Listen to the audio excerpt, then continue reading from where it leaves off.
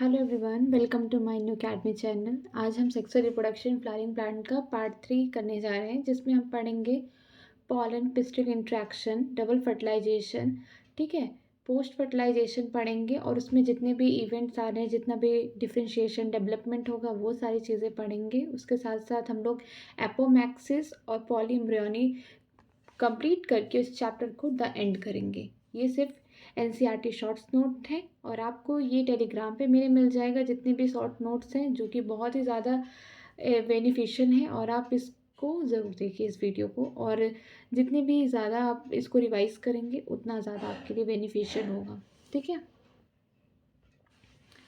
चलिए स्टार्ट करते हैं आज का टॉपिक, पॉलन पिस्टिल इंट्रैक्शन। ठीक है, ये पॉलन पिस्टिल इंट्रैक्शन क्या है इसके बारे में हम पढ़ते हैं। ठीक, लिखा है, it is a process in which pistil reorganise the compatible और incompatible pollen through the chemical component produce by them. एक ऐसा प्रोसेस जिसमें पिस्टिल, जैसे कि स्ट्रक्चर आप देख रहे हैं, ये जो पार्ट है ये पूरा ही किसका है, पिस्टिल या कार्पेल का। ये फीमेल रिप्रोडक्टिव पार्ट है, ठीक है।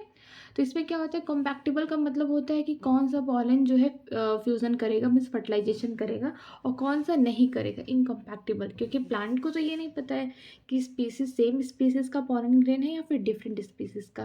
तो इसके लिए क्या होता है कि जब पॉलन लैंडिंग कर जाते हैं स्टिग्मा पे, तो वो जो पिस्टल होगा वो कुछ केमिकल कंपोनेंट रिलीज़ करेगा, ठीक है, सिक्रेट करेगा, जिससे वो पता करेगा कि जो पॉलन लैंडिंग हुए हैं उनके स्टिग्मा पे वो कंपैक्टिबल है या नहीं है। तो यही लिखा है कि it is a process in which pistil reorganise कौन कर रहा है, फीमेल पार्ट पिस्टिल कर रहा है कंपैक्टिबल और incompatible pollen through the chemical component produce by them.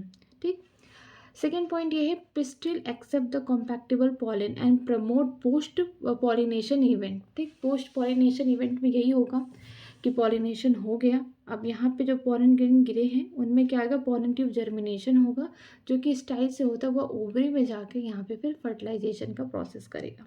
ठीक, और उसके बाद डेवलपमेंट होगा, जाइगोट बनेगा, एंडोस्पर्म बनेंगे, जो कि हम आगे पढ़ेंगे, वो हो जाएगा पोस्ट फर्टिलाइजेशन। ठीक है, तो पिस्टिल जो होता है वो एक्सेप्ट करता है कॉम्पैक्टिबल पॉलन को, जो पॉलन ग्रेन उनके लिए सुटेबल होते हैं या फिर उनकी स्पीसीज़ के होते हैं, उनको वो एक्सेप्ट करके फिर उनका क्या कराता है, फर्दर उनका जो भी ग्रोथ होना रहता है वो होगा। जैसे कि पॉलन ग्रेन गिरे तो स्पोरोपॉलिनिन जहाँ पे नहीं प्रेजेंट था वो जो एरिया, ठीक है, इसी तरीके से पॉलन ग्रेन था ना कि चारों तरफ एग्जाइम की जो वॉल थी उस पर क्या था, स्पोरोपॉलिनिन था। जो इनर का थिन वॉल था वो किसका बना हुआ था, इंटाइन का बना हुआ था। जो बाहर का जो पोर बाकी था वहाँ पे क्या होगा, पॉलन ट्यूब का अब जर्मिनेशन होगा, ठीक है, वहाँ पे ग्रोथ होगी। तो ये पॉलन ग्रेन गिरे हुए हैं, लैंडिंग किए हैं स्टिग्मा पे, अब इनका क्या हो रहा है, ग्रोथ हो रहा है। ठीक,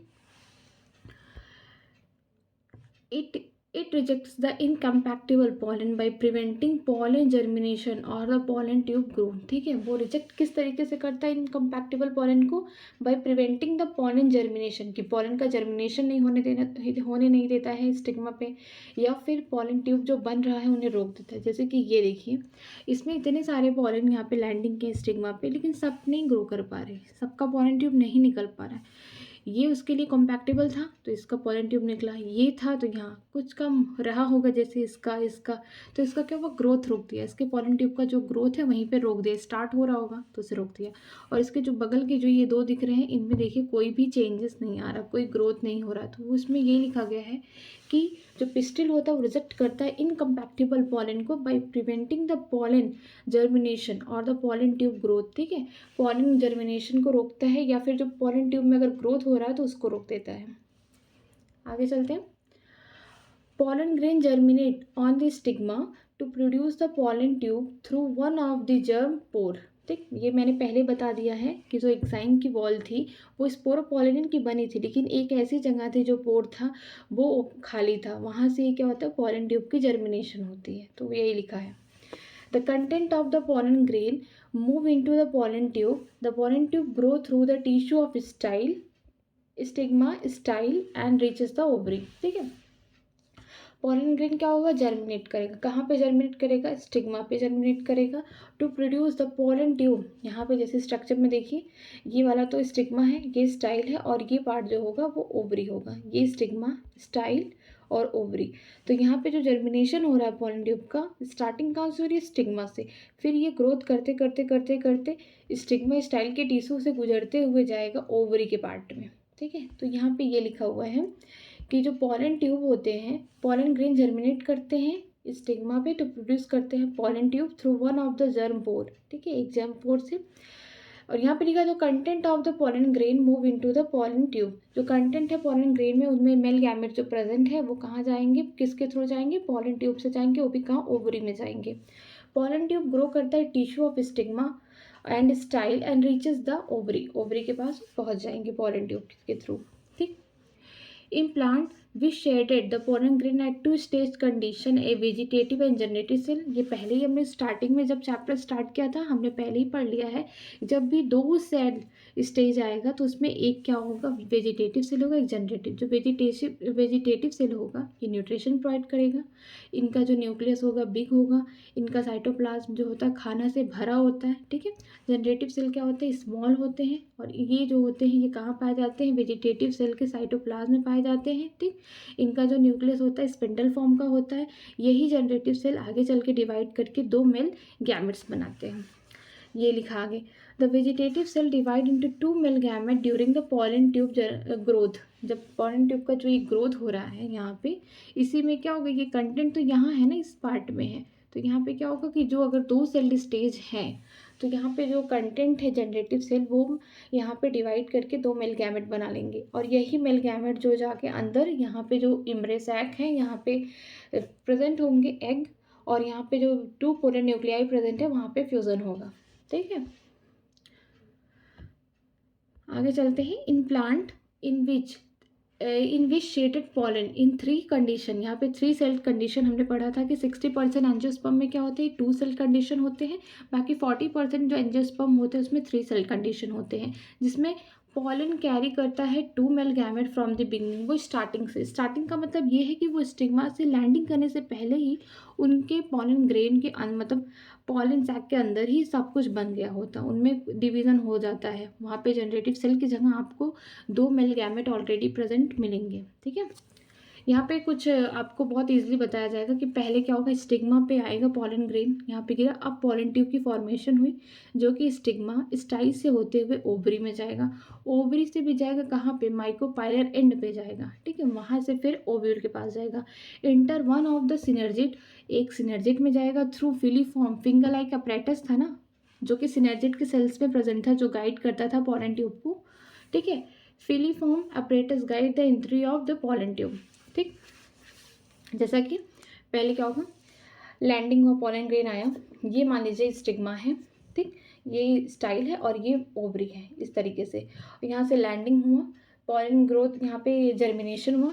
ठीक है, यहाँ पे मैं स्ट्रक्चर के थ्रू बताती हूँ और इसलिए यहाँ पे पॉलन ग्रेन गिरा इस तरीके से।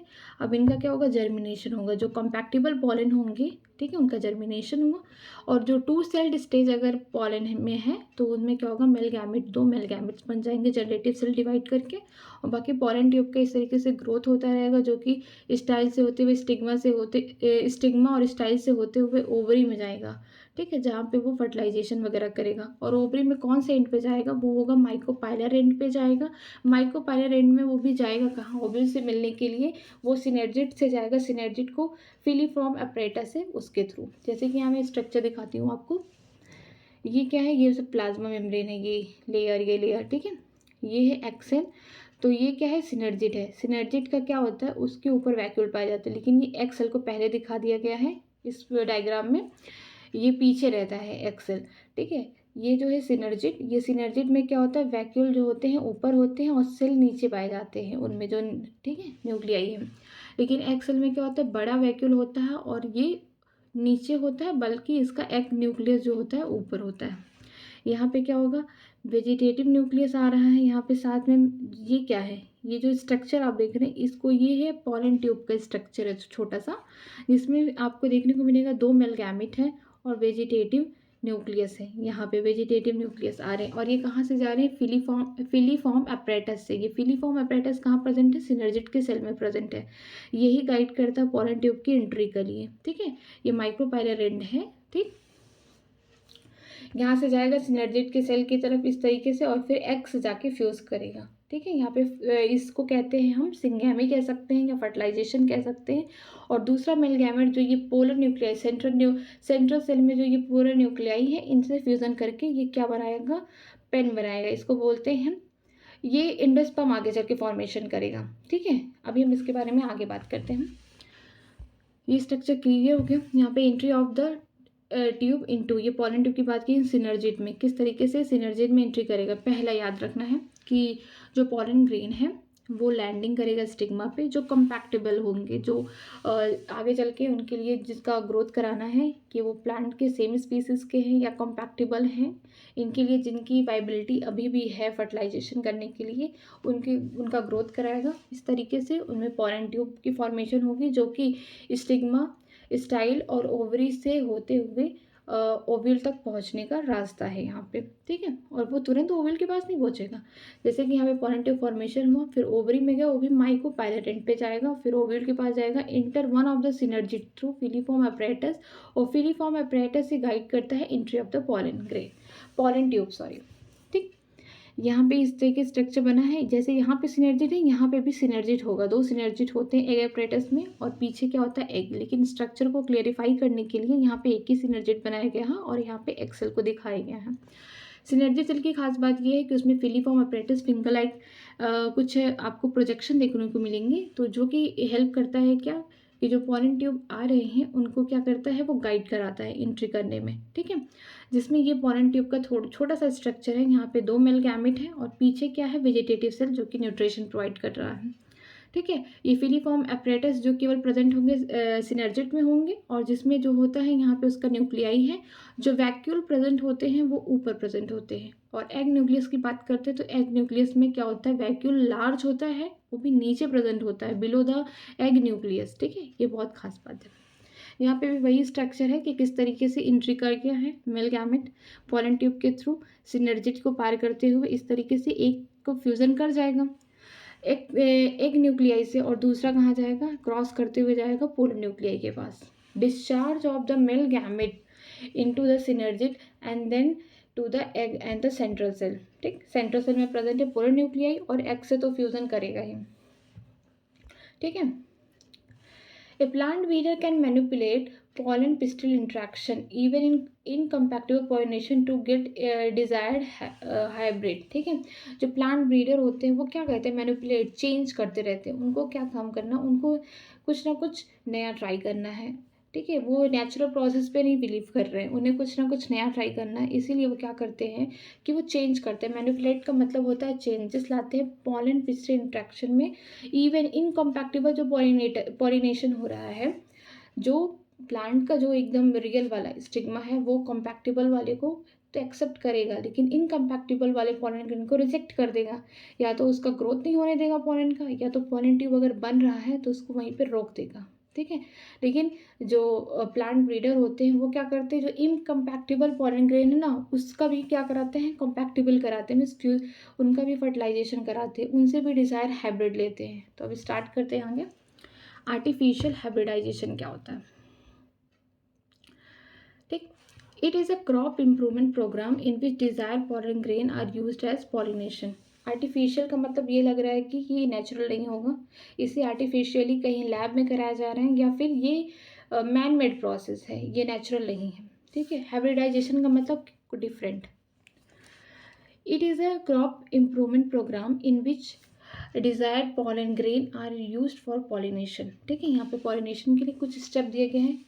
इमस्कुलेशन, बैगिंग, पॉलिनेशन, रीबैगिंग, ये 4 स्टेप होते हैं। इमस्कुलेशन होता है, बैगिंग होता है, पॉलिनेशन होता है, रीबैगिंग होता है। इमस्कुलेशन का मतलब क्या होता है, इमस्कुलेशन से लग रहा है जैसे मस्कुलेशन वर्ड फॉर जैसे लग रहा है मेल की वाइब्स आ रही है, यहाँ पे मेल ही पार्ट पे अब कुछ किया जाएगा। अब स्टार्ट करते हैं। Removal of the anther from the bisexual flower bird of the female parent before the anther डिहेसेंस। ठीक है, बाइसेक्सुअल फ्लावर का मतलब ये है कि जिसमें मेल और फीमेल रिप्रोडक्टिव पार्ट दोनों प्रेजेंट है, और उसमें से अगर हम क्या करते हैं, मेल पार्ट, जैसे ये फ्लावर है, ठीक है, इसमें फीमेल पार्ट है, ये स्टिग्मा, स्टाइल, ओवरी है, और यहाँ पे ये क्या है, स्टैमन ढेर सारे प्रेजेंट है। तो इसमें क्या होगा कि आपको ये एंथर, ये स्टैमन वाला पार्ट हटा देना है। ठीक है, फ्लावर को यूनिसेक्सुअल बना देना, सिर्फ फीमेल वाला पार्ट रहने देना है। ठीक है, इमस्कुलेशन का मतलब यही है कि आपको एंथर को रिमूव कर देना, निकाल देना है फूल से। वो फूल बाइसेक्सुअल फ्लावर है, उसमें से एंथर को हटा देना है कट करके। ठीक है, बिफोर द एंथरडेसेंस, मतलब एंथर मेच्योर होने से पहले ही आपको हटाना है, क्योंकि आपको नहीं पता होगा कि कब पॉलन मेच्योर हुआ और कब पॉलिनेशन हो गया। अगर दोनों ही हैं उसमें, तो क्योंकि जब दोनों प्रेजेंट होते हैं बाइसेक्सुअल फ्लावर में तो बहुत क्लोज होते हैं, तो वो पॉलिनेशन क्या करते हैं, ऑटोगैमी शो करते हैं बाइसेक्सुअल फ्लावर। ठीक है, उनमें क्रॉस पॉलिनेशन होता है ऐसा नहीं है, लेकिन मोस्ट ऑफ द केस में क्या होता है, वो ऑटोगैमी सेल्फ पॉलिनेशन शो करते हैं। ठीक, इमस्कुलेशन का मतलब यही है कि आपको बाइसेक्सुअल फ्लावर है अगर आपके पास, तो आपको मेल पार्ट जो है एंथर को रिमूव कर देना है बिफोर डेसेंस से। ठीक, बैगिंग की बात करते हैं। Here emasculated flower are covered with the bag. अब ये नॉर्मल बैग नहीं है, ये बटर पेपर बैग है, to prevent the contamination of its stigma with unwanted pollen. सीधी सी बात है, अब कोई फ्लावर है अगर वो ओपन रहेगा तो कहीं ना कहीं से स्टिग्मा आ गया, सॉरी कहीं ना कहीं से पॉलन के स्टिग्मा पे तो आ ही जाएंगे। थ्रू वाटर आ सकते हैं, एयर आ सकते हैं, या फिर किसी इंसेक्ट या किसी भी द्वारा आ सकते हैं। तो उसको क्या करना, जो इमस्कुलेटेड फ्लावर है जिसमें से हमने क्या किया, बाइसेक्सुअल फ्लावर में से जिसमें से हमने एंथर हटा दिया है, जो मेल रिप्रोडक्टिव पार्ट है उसको हटा दिया है और फीमेल रिप्रोडक्टिव पार्ट को रखा है उसमें, तो हम उसमें से क्या करते हैं कि जो इमस्कुलेटेड फ्लावर है उसको हम कवर कर देते हैं। ठीक है, ये फ्लावर है मान लीजिए, यहाँ पे फीमेल वाला जो पार्ट है इसको हम पूरा कवर कर देंगे, फ्लावर को ही पूरा कवर कर देंगे, किससे, बटर पेपर से, ताकि बाहर से कोई भी पॉलन ग्रेन आके पॉलिनेशन ना कर दे। ठीक है, थर्ड क्या है, pollination. When stigma attain receptivity, pollen grain collected from the male parents are dusted on the stigma. ये जो पॉलिनेशन है ये हम खुद करा रहे हैं, ये क्रॉस पॉलिनेशन है, और ये भी क्या है, मैन मेड है। यहाँ पे पॉलिनेशन खुद से नहीं हो रहा है, कि पॉलिनेशन हम लोग करा रहे हैं बाहर से, क्योंकि इनमें हम क्या कर रहे हैं, क्रॉप ब्रीडिंग प्रोग्राम में क्या होता है कि अलग अलग क्रॉप का, अलग अलग स्पीसीज़ का यहाँ पे पॉलिनेशन कराया जाता है, उनके हाइब्रिड देखे जाते हैं, इकोनॉमिकली, कॉमर्शली, हर तरीके से कि वो कितना बेनिफिशियल है और क्या क्या उसमें चेंजेस आ सकते हैं, सब कुछ वहाँ पे, प्रोडक्टिविटी, सारी चीज़ें उसके इल्ड पे डिपेंड करते हैं, सारी चीज़ें दिखा जाता है। तो जो पॉलिनेशन हो रहा है ये आर्टिफिशियल पॉलिनेशन हो रहा है, ये नेचुरल नहीं है। और जो भी इमस्कुलेटेड फ्लावर हैं जो क्लोज्ड हैं Kapoor, sorry paper, butter paper से, उसको उसमें से उसको ओपन किया जाएगा, फिर उसके ऊपर से ही क्या करेंगे, हम बाहर से जो पॉलन ग्रेन लाए हैं उसको हम डस्ट कर देंगे। ठीक है, ये पॉलिनेशन जो है आर्टिफिशियल है। तो जो पॉलिनेशन है, when the stigma attain respective, इसका मतलब कि जब स्टिग्मा पूरी तरीके से मैच्योर हो चुका है, जब उसे पॉलिनेशन करना है वो स्टेज पे आ चुका है, तो pollen grain collected from male parents and are dusted on stigma. ठीक है, जो पॉलन ग्रेन को हम कलेक्ट करेंगे जो मेल प्लांट्स हैं, ठीक है, वहाँ से, और उस पर फिर डस्टिंग करा देंगे, मीन्स पॉलिनेशन करा देंगे। रीबैगिंग द फ्लावर, हम फिर से क्या करेंगे, रीबैगिंग कर देंगे, उसको बंद कर देंगे। It allow to development of fruit, फिर आगे चल के फर्टिलाइजेशन होगा, पोस्ट फर्टिलाइजेशन होगा, कुछ स्ट्रक्चर बनेंगे, कुछ डीजनरेट हो जाएंगे, और फिर आगे चल के क्या बनेगा, फ्रूट बनेगा, और सीड की फॉर्मेशन भी होगा। ठीक है, फ्लावर को पहले इमस्कुलेशन करना है, अगर बाइसेक्सुअल फ्लावर है तो इसमें इमस्कुलेशन होगा, अगर यूनिसेक्सुअल फ्लावर है तो इमस्कुलेशन प्रोसेस नहीं होगा उसमें। ठीक है, उसमें सिर्फ सीधा बैगिंग होगी, पॉलिनेशन होगा, रीबैगिंग होगी। अगर इमस्कुलेशन तभी होगा जब बाइसेक्सुअल फ्लावर होंगे, जब मेल और फीमेल दोनों ही रिप्रोडक्टिव पार्ट प्रेजेंट होंगे, क्योंकि हमको मेल रिप्रोडक्टिव पार्ट को हटाना है, फीमेल को रखना है। ठीक है, ताकि हम उसको बैगिंग कर पाएँ, कवर कर पाएँ, उसको हम बचा पाए पॉलिनेशन होने से, और फिर बाद में हम उसमें आर्टिफिशियली उसको पॉलिनेट कराएं, इसके बाद फिर से हम उसको रिबैक कर दें, ताकि वो फ्लावर पूरी तरीके से फर्टिलाइजेशन का प्रोसेस करे, पोस्ट फर्टिलाइजेशन करे, और आगे चल के फ्रूट बनाए, सीड बनाए। ठीक है, लेकिन जो यूनिसेक्सुअल फ्लावर होते हैं उनमें इमस्कुलेशन प्रोसेस नहीं होता है, उनमें हमको सीधे बैगिंग करना होता है, पॉलिनेशन कराना होता है आर्टिफिशियली, और रीबैगिंग होता है। ठीक, for unisexual flower there is no need for emasculation. क्यों नीड नहीं है, क्योंकि उनके पास सिर्फ फीमेल है, फीमेल पार्ट की हमें ज़रूरत है फ्लावर में, तो उनके पास सिर्फ फीमेल है, अगर मेल होता तो हम इमस्कुलेशन कराते हैं। ठीक है, female flower bud are bagged before the flower open, flower खिलने से पहले उसे बैक्ड कर दिया जाता है। इसलिए किया जाता है तब तक वो जब तक वो मैच्योर होने वाले रहे उससे पहले ही पैक कर दिया जाए, नहीं तो बाहर से या फिर किसी भी कंटामिनेटेड पॉलन ग्रेन आके उस पर पॉलिनेशन कर लेगा। ठीक, अब बात करते हैं हम लोग डबल फर्टिलाइजेशन के बारे में। डबल फर्टिलाइजेशन होता क्या है? ठीक, आफ्टर इंटरिंग द सिनर्जिड द pollen releases two male gamete in the cytoplasm of synergid। हमने पहले ही देखा कि किस तरीके से सिनर्जिड यहाँ पे आ रहा है।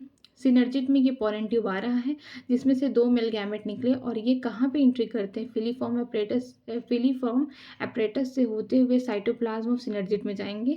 और यहाँ पे देखिए, यहाँ पे क्लियर दिया गया है, एक जो होगा मेल गैमेट वो किसके साथ फ्यूजन करेगा? यहाँ पे एक्स सेल था, इस स्ट्रक्चर में देखिए यहाँ पे एक्स सेल था, यहाँ पे करेगा। और दूसरा ये छोटा सा मेल गैमेट है, ये जाएगा पोलर न्यूक्लियाई के पास, सेंट्रल सेल में जो प्रेजेंट है वहाँ पे उसको फर्टिलाइजेशन करना है। ठीक है, यहाँ पे लिखा है after entering the synergid. Entering करने कौन कर रहा है? इंटरिंग कर रहा है मेल गैमेट्स। ठीक है, द पोलन ट्यूब रिलीज करता है 2 male gamete into the cytoplasm of synergid. 1 male gamete moves to the egg cell पे जाएगा and fuses with its nuclei और सिंगैमे करेगा। सीधी सी बात है, मेल गैमेट भी हैप्लॉइड है और जो एग सेल है वो भी हैप्लॉइड है। दोनों ही अगर फर्टिलाइजेशन के सिंगैमे के तो डिप्लॉइड स्ट्रक्चर बनाएंगे जिसे हम क्या बोलते हैं? जाइगोट। ठीक है, जो कि डिप्लॉइड स्ट्रक्चर है।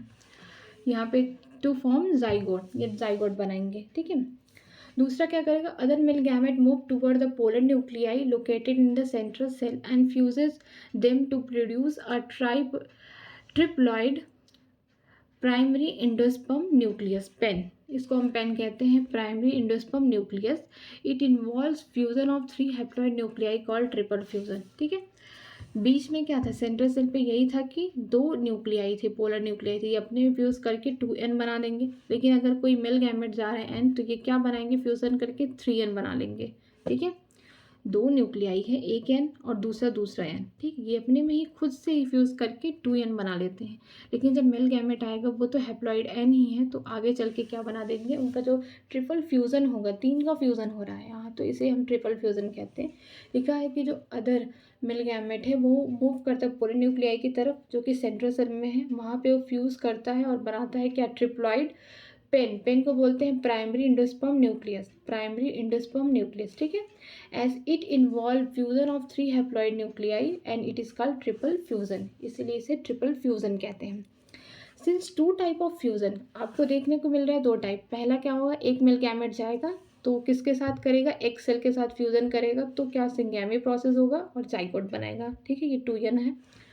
दूसरा जो मेल गैमेट है वो जाएगा पोलर न्यूक्लियाई के साथ फ्यूजन करेगा, जो कि बाद में बनाएगा ट्रिप्लॉइड पेन, जिसको प्राइमरी एंडोस्पर्म न्यूक्लियस बोलते हैं, वो 3n है, इसे हम ट्रिपल फ्यूजन कहते हैं। ठीक, तो यहाँ पे लिखा है कि 2 टाइप के फ्यूजन देखने को मिल रहा है, एक सिंगैमी जिसमें जाइगोट बन रहा है, दूसरा है ट्रिपल फ्यूजन जिसमें आपको पेन देखने को मिल रहा है, प्राइमरी एंडोस्पर्म न्यूक्लियस बन रहा है जो कि ट्रिप्लॉइड है, 3n है। ठीक, take place in an embryo sac, it is called double fertilization. Double fertilization का मतलब ये हो रहा है कि 2 जगह फर्टिलाइजेशन हो रहा है। पहला क्या हो रहा है? सिंगैमी हो रहा है कि मेल गैमेट जाके जाइगोट के साथ फ्यूजन कर रहा है, तो सिंगैमी हो रहा है, यहाँ पे डिप्लॉइड स्ट्रक्चर बना जिसको जाइगोट कहते हैं। ठीक, और दूसरा मेल गैमेट जाके सेंट्रल सेल में लोकेटेड है 2 पोलर न्यूक्लियाई, उनके साथ फ्यूजन करता है जिसके साथ वो बनाता है ट्रिप्लॉइड प्राइमरी एंडोस्पर्म न्यूक्लियस। ठीक है, इसे हम कहते हैं ट्रिपल फ्यूजन। और दोनों ही एक साथ हो जाए, सिंगैमी और ट्रिपल फ्यूजन, हम इसे कहते हैं डबल फर्टिलाइजेशन, जो कि एम्ब्रियो सैक में होता है। ठीक, अब आगे चलते हैं। ये स्ट्रक्चर देखिए, it is a event unique to the flowering plant. ये इवेंट ऐसा है कि सारे फ्लावरिंग प्लांट्स में होता है, एंजियोस्पर्म में प्रेजेंट होता है। एक ऐसा ये इवेंट है, ठीक है, डबल फर्टिलाइजेशन, जो केवल एंजियोस्पर्म में प्रेजेंट होता है और किसी भी प्लांट में नहीं प्रेजेंट होता है। ठीक है, ना जिम्नोस्पर्म में होगा, ना ब्रायोफाइट्स में होगा, ना एल्गी में होगा, ना टेरिडोफाइट्स में होगा। ये ऐसा प्रोसेस है जो फ्लावरिंग प्लांट्स में प्रेजेंट है, मीन्स एंजियोस्पर्म में प्रेजेंट है।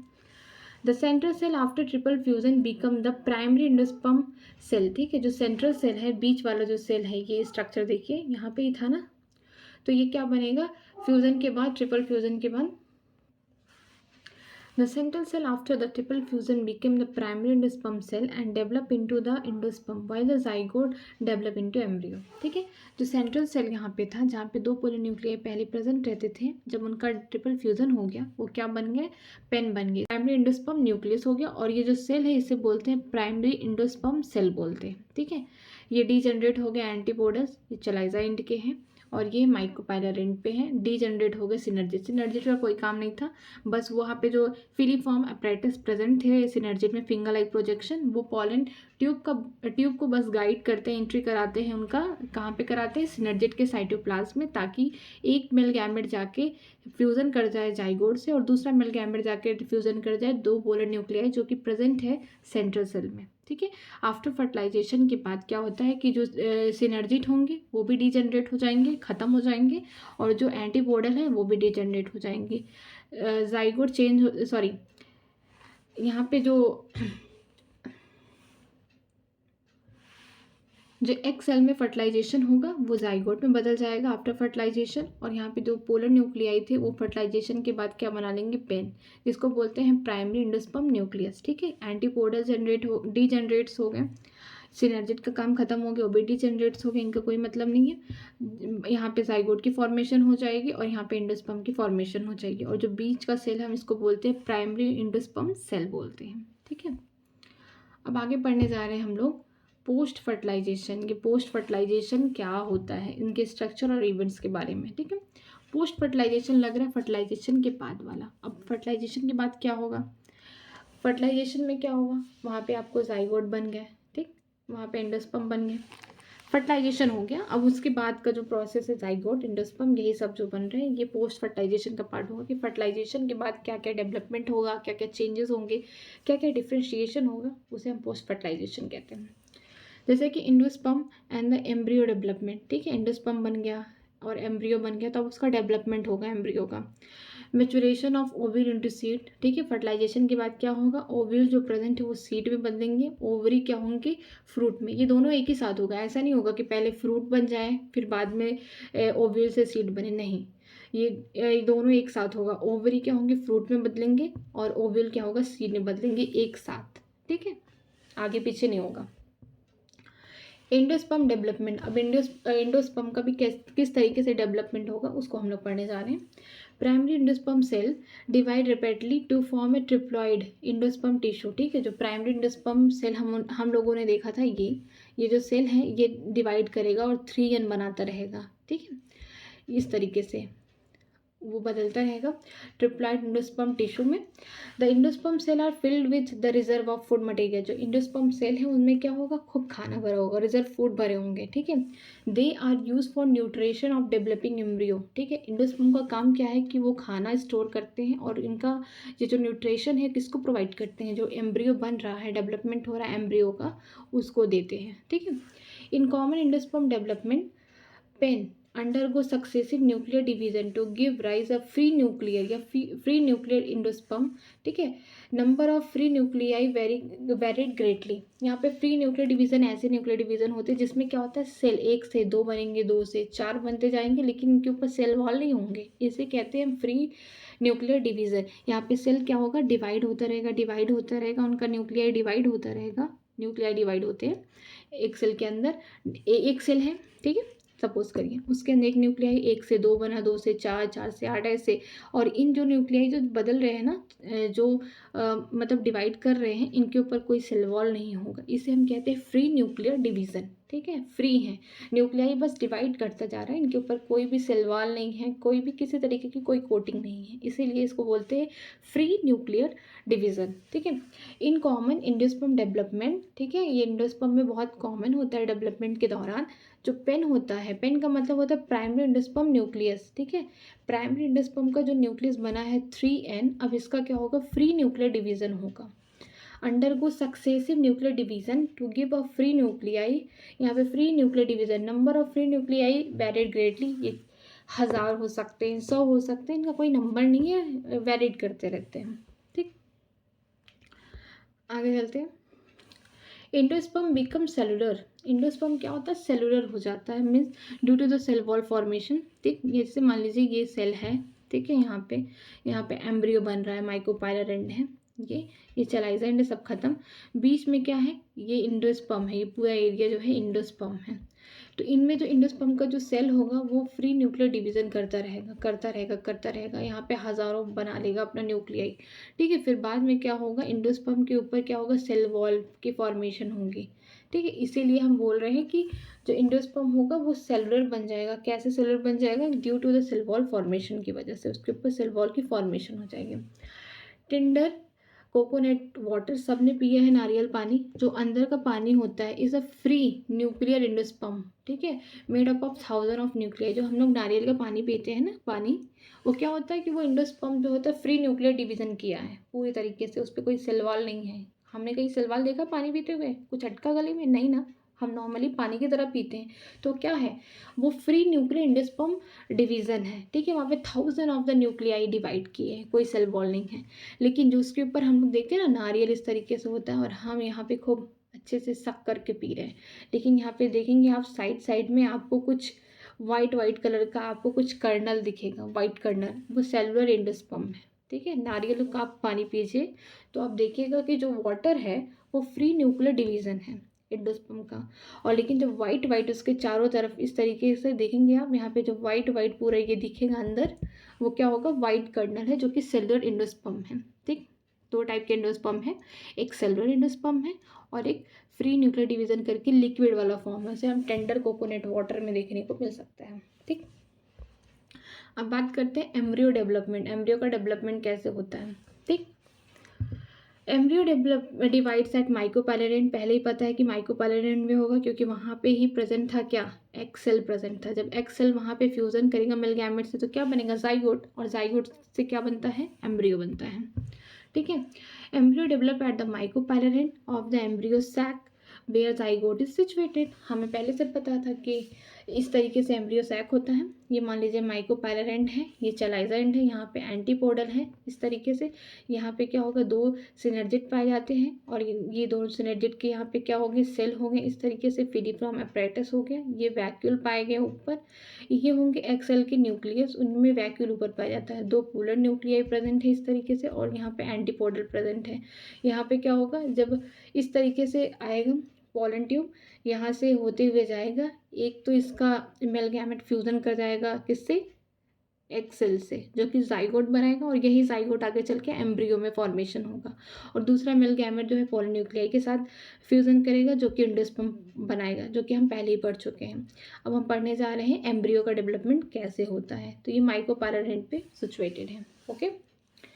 Most zygote develop only after the formation of some endosperm and this provide nutrition to developing embryo। यहाँ पे लिखा गया कि मोस्ट जाइगोट, ज़्यादा करके जाइगोट जो होंगे, ये सारे जाइगोट नहीं, ज़्यादा करके जाइगोट जो होंगे वो तभी डिवाइड करते हैं after formation of small endosperm.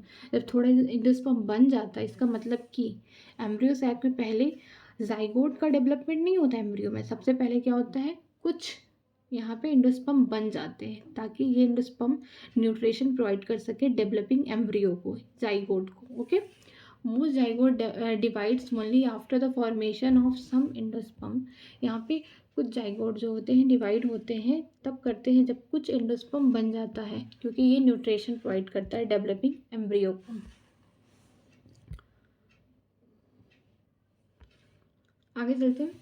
In monocots की बात की जाता है और डाइकॉट्स में seed differ greatly but embryogeny early embryonic stage is similar, ठीक है। मोनोकॉट का सीड आपको बताऊँ मैं, मोनोकॉट का सीड ऐसा होता है कि आप उसको फोड़ेंगे तो एक ही पार्ट में रहेगा मोनोकॉट सीड।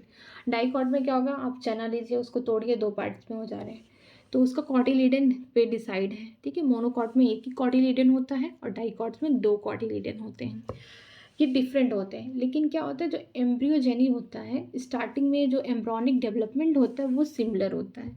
कि अगर आप मोनोकॉट का सीड देख लें, डाइकॉट का प्लांट देख लें या सीड देख लें, दोनों बहुत डिफरेंट होते हैं, बहुत सारी डिफरेंस देखने को मिलती है, ठीक है। सीड ही बहुत डिफर होता है, लेकिन जो एम्ब्रियोजेनी है वो भी अर्ली स्टेज में, ठीक है। जो एम्ब्रॉनिक डेवलपमेंट हो रहा है अर्ली स्टेज में वो ही सिमिलर है, ठीक।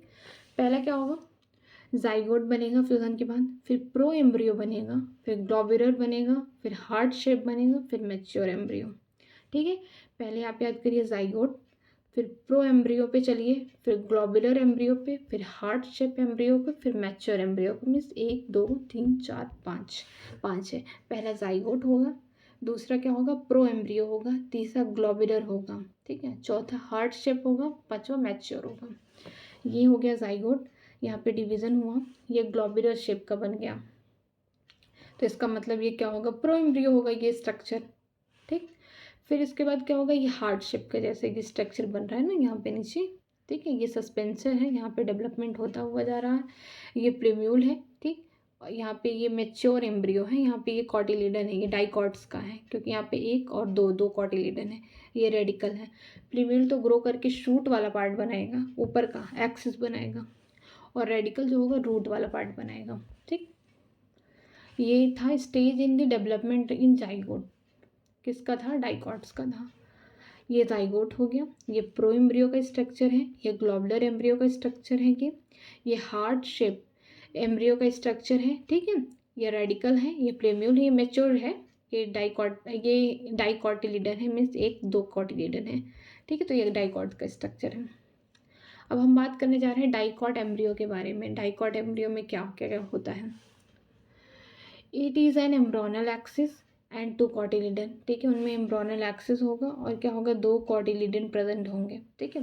The portion of the embryonal axis above the लेबर of cotyledon is epicotyl which terminate with plumule. इसे हम स्टेम टिप, मैंने पहले कहा कि जो प्लीम्यूल है वो ऊपर वाली एक्सिस को बनाता है, सूट को बनाता है। यहाँ पे स्ट्रक्चर आप देख सकते हैं कि यहाँ पे ये जो प्लेम्यूल है, ये जो स्ट्रक्चर है, ये ऊपर जो ग्राउंड के ऊपर आप प्लांट, किसी भी प्लांट्स को देखते हैं ना, तो ये प्लेम्यूल से निकला हुआ होता है। लेकिन अगर ग्राउंड के नीचे जितनी भी आप रूट्स को देखते हैं, ये रेडिकल से निकले होते हैं, ठीक है।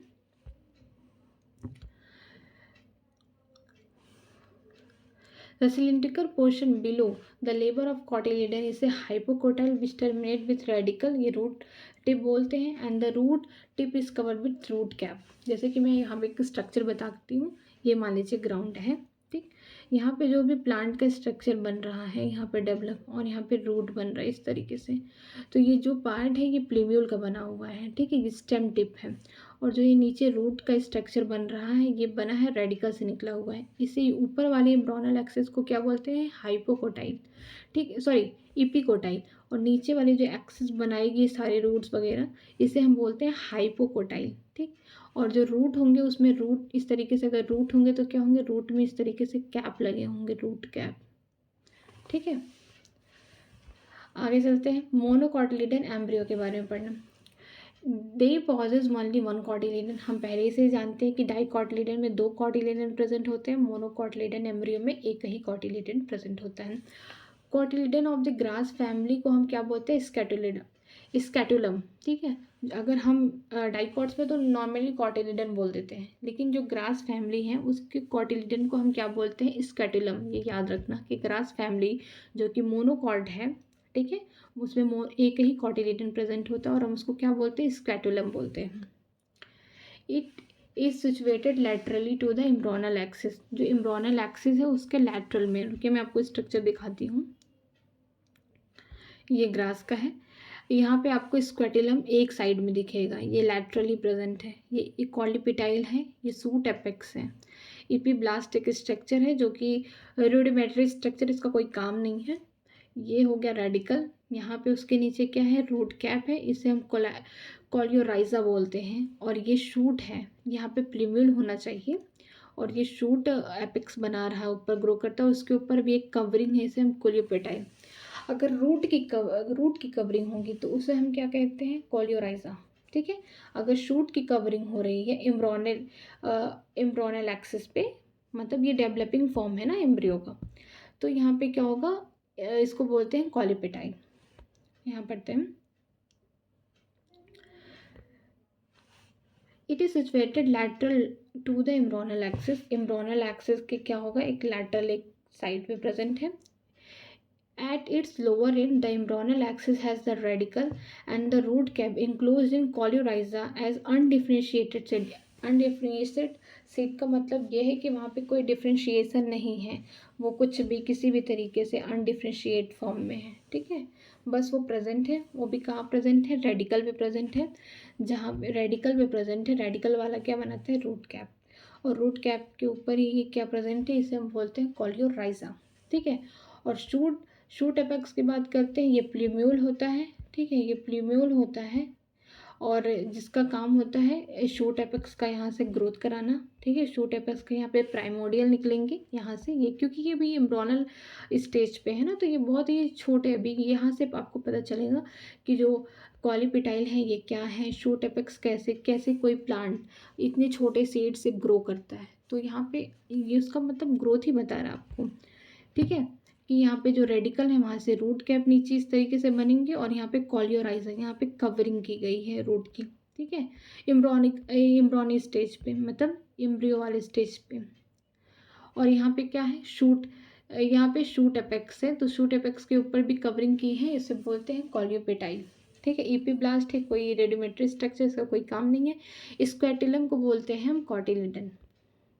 और यहाँ पे डाइकॉट का भी स्ट्रक्चर देख लीजिए, यहाँ पे रेडिकल है, यहाँ पे रूट कैप है, इसमें कोई भी कॉलियोराइजा, यहाँ पे कोई भी इस तरीके के स्ट्रक्चर नहीं है, कॉलिपिटाइल कुछ भी नहीं प्रेजेंट है। ये होगा प्लेम्यून, यहाँ से ग्रोथ होगा।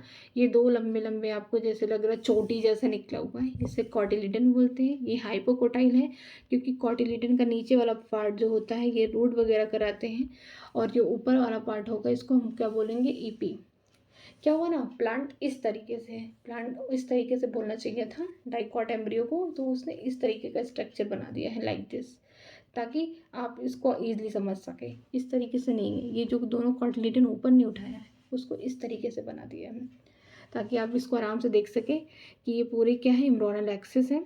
ठीक, नीचे वाला पार्ट को बोलते हैं रेडिकल, जिसको हम रूट कैप बोलते हैं। ठीक, ऊपर प्लेम्यूल है, जिसको हम शूट एपिक्स बोलते हैं, या शूट एक्सिस बोल सकते हैं उसको, एपेक्स। ओके, और ये दोनों जो चोटी जैसा निकला हुआ है ये कॉटिलिडन है, इसे डाइकॉट बोल सकते हैं, डाइकॉटिलिडन है प्लांट। और ये है हाइपोकोटाइन, ये नीचे वाला पार्ट है, और इसके ऊपर वाला पार्ट जो ग्रो करेगा उसको हम बोलेंगे epicotyl. Okay, portion of embryonal axis above the label of attachment of scutellum is a epicotyle. ठीक है, it has the shoot apex and few leaf primordial encloses in coleoptile a hollow follicular structure. यहाँ पे दिया गया कि जो portion है, कुछ पार्ट ऐसे हैं एम्ब्रॉनल एक्सिस के जो कि अटैच्ड है स्क्वाटिलम वाले रीजन से। ये स्क्वाटिलम है, इससे कुछ पार्ट अटैच्ड है, आपको ये देखने को मिल रहा है ना, कुछ पार्ट अटैच्ड। कौन सा पार्ट जुड़ा हुआ है उससे अटैच है, वो इपिकोटाइल वाला पार्ट अटैच है। It is the shoot apex and few leaf primordial enclose in the coleoptile and a hollow follicular structure. जो स्क्वाटिलम है उससे वो वाले पार्ट अटैच्ड है जो कि वो ऊपर वाले पार्ट है, जैसे कि सूट एपेक्स, सूट का जो ग्रो कराएगा कॉलीपिटाइल यहाँ पे वो अटैच्ड होते हैं। ठीक है, जो कॉलीपिटाइल होता है वो क्या होते हैं, इसमें हॉलो फॉलिकुलर स्ट्रक्चर होते हैं, इसमें फॉलिकल पाए जाते हैं जो कि आगे ग्रोथ करेंगे। ठीक है, यहाँ पे यही लिखा है, यहाँ पे ये लिखा है, it has a shoot apex and a few leaf primordium encloses in coleoptile, जो कि हॉलो फॉलिकल स्ट्रक्चर है, हॉलो खाली फॉलिकल स्ट्रक्चर है। ठीक है, यहाँ पे फॉलिक का मतलब है कि यहाँ पे सेल ग्रो करेंगे, सेल जब ग्रोथ करेंगे तो आगे चल के क्या बनाएंगे, ये इपिकोटाइल स्ट्रक्चर बनाएंगे, जिसमें क्या होंगे, स्टेम आएगा, लीफ आएगा, आगे के जो स्ट्रक्चर आप प्लांट का देखते हैं वो होगा। और जो हाइपोकोटाइल वाले स्ट्रक्चर होते हैं उसमें क्या होते हैं, रूट का फॉर्मेशन होता है, प्राइमरी सेकेंडरी टर्शरी, वो रूट बनते जाते हैं। आगे चलते हैं, सीड फ्रॉम ओव्यूल, कि कैसे ओव्यूल से सीड बनता है। ठीक है, seed is a fertilized ovule formed inside the fruit होता है। It is the final product of sexual reproduction. हम पहले से जानते हैं कि सीड क्या है, फर्टिलाइज्ड ओव्यूल होता है, क्योंकि हमने पहले पढ़ा है कि फर्टिलाइजेशन के बाद क्या होता है, ओव्यूल किस में बदल जाता है, सीड में, और ओवरी बदल जाती है फ्रूट में। ओवरी किस में बदल जाती है, फ्रूट में बदल जाती है वो। ठीक है, तो ये क्या होता है, सीड की फर्टिलाइज्ड ओव्यूल होती है। फॉर्म्ड कहाँ होता है, फ्रूट के अंदर। हर कोई इंसान फ्रूट खाया है, जब आप फ्रूट खाते हैं तो सीड तो फ्रूट के अंदर होता है। ठीक है, it is the final product of sexual reproduction. Sexual reproduction का फाइनल प्रोडक्ट दो है, एक फ्रूट है, दूसरा सीड है। ठीक है। फ्रूट हम खा लेते हैं लेकिन सीड को हम स्टोर करके रख सकते हैं ताकि हम उसको जर्मिनेट करा सकें और सारे प्लांट उगा सकें और सारे फ्रूट खा सकें। ठीक है। It consist of the seed code. ठीक है। अब सीड के बारे में बात किया, कोई सीड है, अगर आपने मोस्ट कॉमन आप चने का ही सीड देखते हैं, ग्राम का सीड देखते हैं, जो कि क्या है, वो सीड कोट, उसके ऊपर क्या होता है, सीड का कोट होता है, उसका छिलका आप उसको बोल सकते हैं कवर। कॉटिलीडन होता है और एम्ब्रॉयनल एक्सेस, इस तरीके से होता है ना चने का सीड। ठीक है। ऊपर क्या होता है, ऊपर क्या होगा, सीड कोट होगा, छिलका जैसा होगा, हार्ड स्ट्रक्चर होगा, फिर कॉटिलीडन होगा, उसको आप फोड़ेंगे तो 2 पार्ट में हो जाएगा। ठीक है। और एम्ब्रॉयनल एक्सेस होगा उसमें। The cotyledon are simple, generally thick होते हैं and solid due to the storage of food. ठीक है। अब देखिए एम्ब्रॉनिक स्टेज में क्या था, एंडोस्पर्म दे रहा था न्यूट्रिशन। अब सीड भी हम लोग जो खाते हैं उसमें भी तो न्यूट्रिशन प्रेजेंट है कहीं ना कहीं। ठीक है। और अगर सीड जर्मिनेट भी कर रहा है तो उसको कहीं ना कहीं से न्यूट्रिशन चाहिए ही, तो उसको न्यूट्रिशन कहाँ से मिलेगा, कॉटिलीडन से मिलेगा। कॉटिलीडन में ही सारे खाना स्टोर हैं। ठीक। इसको याद रखिए कि जब एम्ब्रॉनिक स्टेज होगा, जब एम्ब्रियो डेवलप होगा, ठीक है, आगे स्ट्रक्चर में, तो उसको खाना मिलेगा एंडोस्पर्म से। जैसे कि जाइगोट जब चेंज होगा एम्ब्रियो से, फिर एम्ब्रियो आगे ग्रोथ करेगा तो उसको खाना एंडोस्पर्म से मिलेगा। लेकिन अगर कोई सीड है उसको खाना अगर जर्मिनेशन के दौरान उसको अपने एंडोस्पर्म से मिलता है, सॉरी कॉटिलेडन से मिलता है।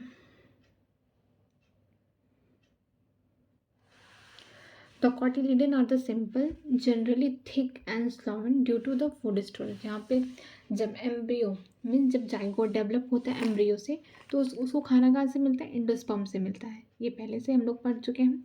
ठीक है। और जैसे ही अगर आप सीड को जर्मिनेट करा रहे हैं, उसको सॉइल में डाल दिए, पानी दे दिया अच्छे से, तो वो कहाँ से उसको न्यूट्रिशन मिलेगा, उसको कॉटिलीडन से मिलेगा, जो कि सिंपल देखने में लगता है, जनरली थिक मोटा होता है, स्वॉलन होता है, फूला हुआ होता है, सूजा हुआ होता है। क्योंकि इसलिए होता है क्योंकि उसमें खाना प्रेजेंट है।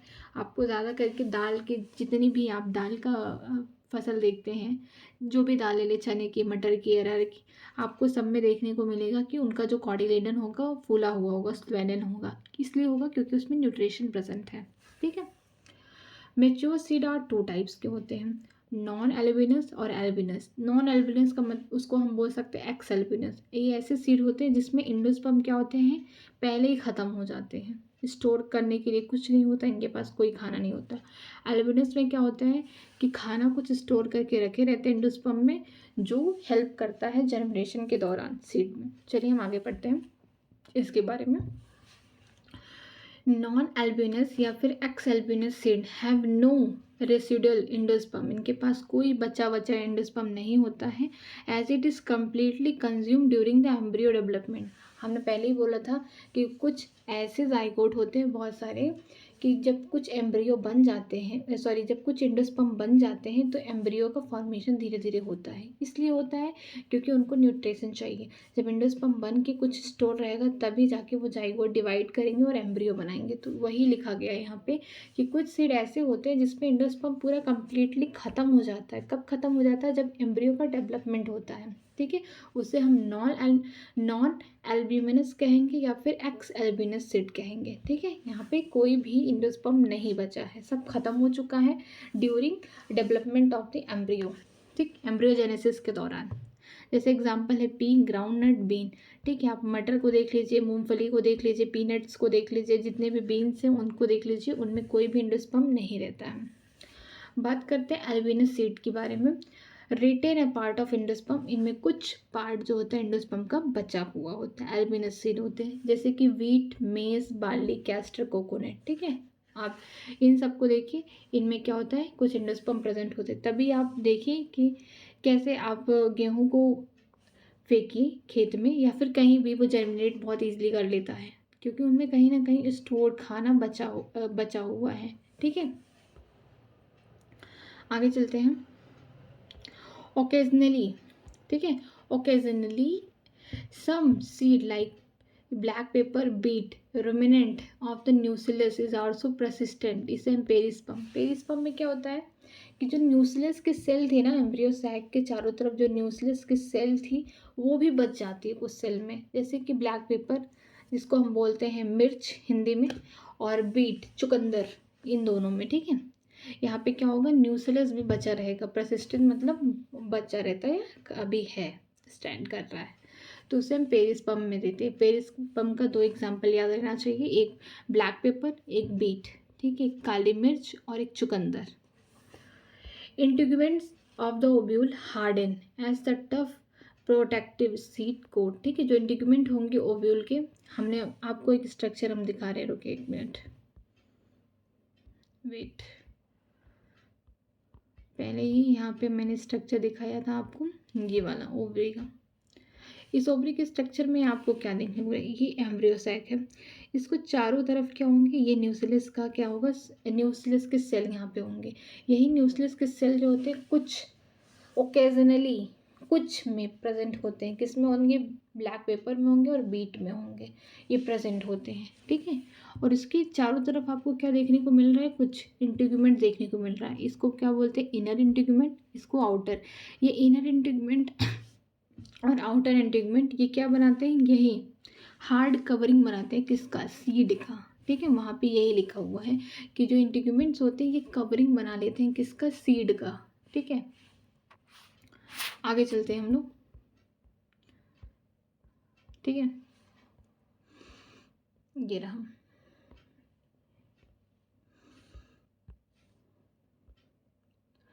इंटीग्यूमेंट्स यहाँ पे देखिए लिखा हुआ है, integuments of the ovule harden, hard इसलिए हो जाते हैं क्योंकि उनके पास क्या होता है, टफ प्रोडक्टिव सीड कोट हो जाते हैं। इट हैज स्मॉल पोर होता है जो कि माइकोपैलेरिन पे होगा, through which oxygen and water can inter कर जाए सीड में ड्यूरिंग जर्मिनेशन। अगर आप देखेंगे, अगर आपको कोई भी सीड को क्या करना है, आपको उसको अपने खेत में उगाना है, तो आप क्या करेंगे, कुछ टाइम तक आप सीड को सोक रहने दीजिए, पानी में भिगो के रखिए, या फिर क्या करते हैं, खेत में जब हम उसको फेंकते हैं या डालते हैं तो उस पर क्या करते हैं, कुछ मॉइस्चराइज रहना चाहिए, कुछ वाटर रहेगा, कुछ सीरम रहेगा, ताकि जो सीड है वो इजीली ग्रो कर सके। एयर उसको चाहिए, ऑक्सीजन चाहिए ग्रोथ के लिए, और वाटर चाहिए, एक अच्छा सुटेबल कंडीशन चाहिए जिसमें सीड क्या हो, अपने आप को जर्मिनेट कर सके, ठीक है। ये माइकोपाइलर जो पोल होता है वहाँ पे क्या होता है, उसी के थ्रू, ये माइकोपाइलर इतना इम्पॉर्टेंट है पूरे चैप्टर में कि यहीं इसी एंड से क्या होगा, फर्टिलाइजेशन होगा, इसी एंड से सारे जितने भी प्रोसेस हैं सब इस एंड से होंगे। तो ये बहुत इंपॉर्टेंट है, चलाइजा का कोई मतलब नहीं है आपको, अगर कोई एंड याद करना है तो माइकोपाइलर एंड याद करिए, ठीक है। यही जो एंड है, ठीक है, यही इसी पार्ट से जाता है ऑक्सीजन और वाटर इंटर करता है सीड के अंदर। क्यों करता है, जब जर्मिनेशन होता है उस दौरान करता है, कि ताकि सीड जर्मिनेट कर जाए। आप दुकान पे जाइए, आप बीन्स का सीड लीजिए, किसी चीज़ का सीड लेंगे तो आपको ड्राई मिलेगा, उसमें कोई वाटर कंटेंट ज़्यादा नहीं रहता, रहता है थोड़ा रहता है, वो डोरमेंसी फेज में होता है कि उसमें कोई जर्मिनेशन नहीं हो पाएगा। लेकिन अगर वही सीड को आप पानी के कांटेक्ट में रखिए और उसको सॉइल के कांटेक्ट में रखिए, वो ग्रोथ कर जाएगा, वो प्लांट में, प्लांटलेट में बदल जाएगा, छोटे छोटे पौधों में आ जाएगा, ठीक है। क्यों, क्योंकि उसको ऑक्सीजन सफिशिएंट मिल रहा है, वाटर सफिशिएंट मिल रहा है, जिसकी वजह से उसका जर्मिनेशन हो रहा है। एज सीड मेच्योर होते it become dry by reducing water content 10 से 15% मॉइस्चर बाई वेट, ठीक है। यही मैंने कहा कि अगर आप दुकान पे या कहीं भी आपको ड्राई सीड मिलती है तो आप उसमें देखेंगे कि वाटर कंटेंट बहुत कम रहेगा, 10 to 15%, ठीक है। और ये क्यों होता है, क्योंकि वो डोरमेंसी फेज में हो, वो कोई भी वहाँ पे डिवीज़न नहीं कर रहे, बहुत शांति से पड़े हुए हैं, आप स्टोर करके रख सकते 1 साल 2 साल तक सीड को, ठीक है। The metabolic activity of the embryo slow down, ठीक है, उस समय उसका जो मेटाबॉलिक एक्टिविटी होता है एम्ब्रियो का, स्लो डाउन है, बहुत स्लो है या फिर बहुत कम चल रहा है या तो चल ही नहीं रहा है, शांति से पड़ा हुआ है सीड। इट में enter the stage of inactivity या डोरमेंसी, कि वो उस स्टेज में पहुंच गया है जहाँ पे उसका मेटाबॉलिक एक्टिविटी कुछ नहीं है, या अगर है तो बहुत स्लो है, और वो इनएक्टिव फेज में अपने हैं, इसे हम डोरमेंसी कहते हैं। Under favourable condition moisture oxygen suitable temperature they generate, ठीक है। आप सीड को सुटेबल कंडीशन दीजिए, अच्छा टेम्परेचर रहे, अच्छा मॉइस्चर रहे, वाटर कंटेंट रहे और अच्छा ऑक्सीजन मिलेगा तो वो जर्मिनेट कर जाएगा सीड। कुछ स्ट्रक्चर दिए गए हैं, यहाँ पे पढ़ते हैं, स्ट्रक्चर को देखते हैं। स्ट्रक्चर ऑफ सम सीड, कुछ सीड के स्ट्रक्चर हैं, जैसे कॉटिलिडन, एक कॉटिलिडन, दो कॉटिलिडन, इसका मतलब ये डाई कॉटिलिडन का पिक्चर है, ठीक है। ये है माइकोपाइलरेंट, यहाँ पे दिखाया गया है।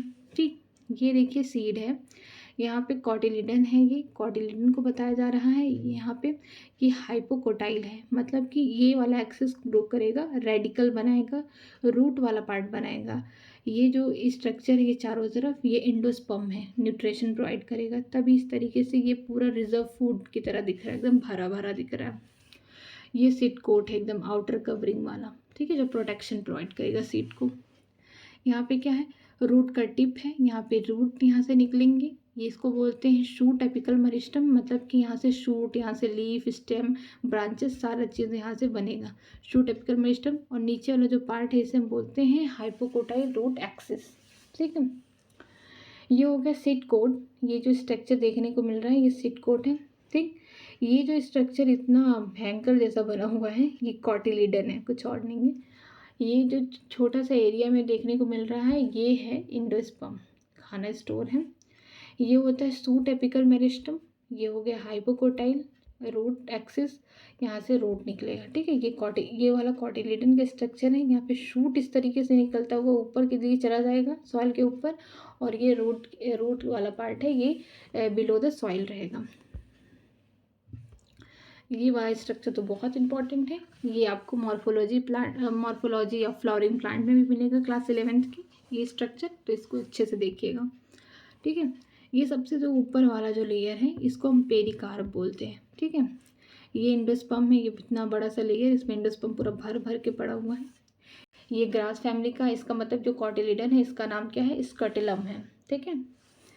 ये हो जाएगा प्लीम्यूल, जो कि इसका आउटर कवरिंग है, प्लीम्यूल का कवरिंग है, जो कि अनडिफ्रेंशिएटेड है, कोई डिफ्रेंशिएटेड नहीं है, इसको बोलते हैं कॉलीपेटाइल। ये है रेडिकल, जो कि कॉलियोराइजा है, ठीक है, इसकी कवरिंग, ठीक। याद रखना पेरिकार्प है आउटर। और ये जो लेयर आपको इस तरीके से दिख रही है इसको बोलते हैं एरुलर लेयर, जो कि प्रोटीनियस लेयर होती हैं, ठीक है। ये कोई इसमें दिया नहीं है, लेकिन अगर आप मॉर्फोलॉजी ऑफ फ्लावरिंग प्लांट्स में पढ़ेंगे तो उसमें लिखा होगा ये कि इसका प्रोटीनियस लेयर है ये जैसे बस एक डिवीज़न करने के लिए कि ये एंडोस्पर्म है और ये वाला जो पार्ट है ये कॉटिलिडन वाला पार्ट है और अलग पार्ट है। ये पूरा एंडोस्पर्म है, ये स्क्रोटेलम है ये वाला पार्ट, ठीक। ये हो गया प्लीम्यूल, जो कि ये आपको दिखाएगा यहाँ पे शूट एपिक्स, यहाँ पे शूट का ग्रोथ होगा, ये उसके ऊपर कवरिंग है, इसे कॉलियोपेटाइल कहते हैं। ये रूट है और ये इसके नीचे जो भी कवरिंग है इसे हम कॉलियोराइजा कहते हैं।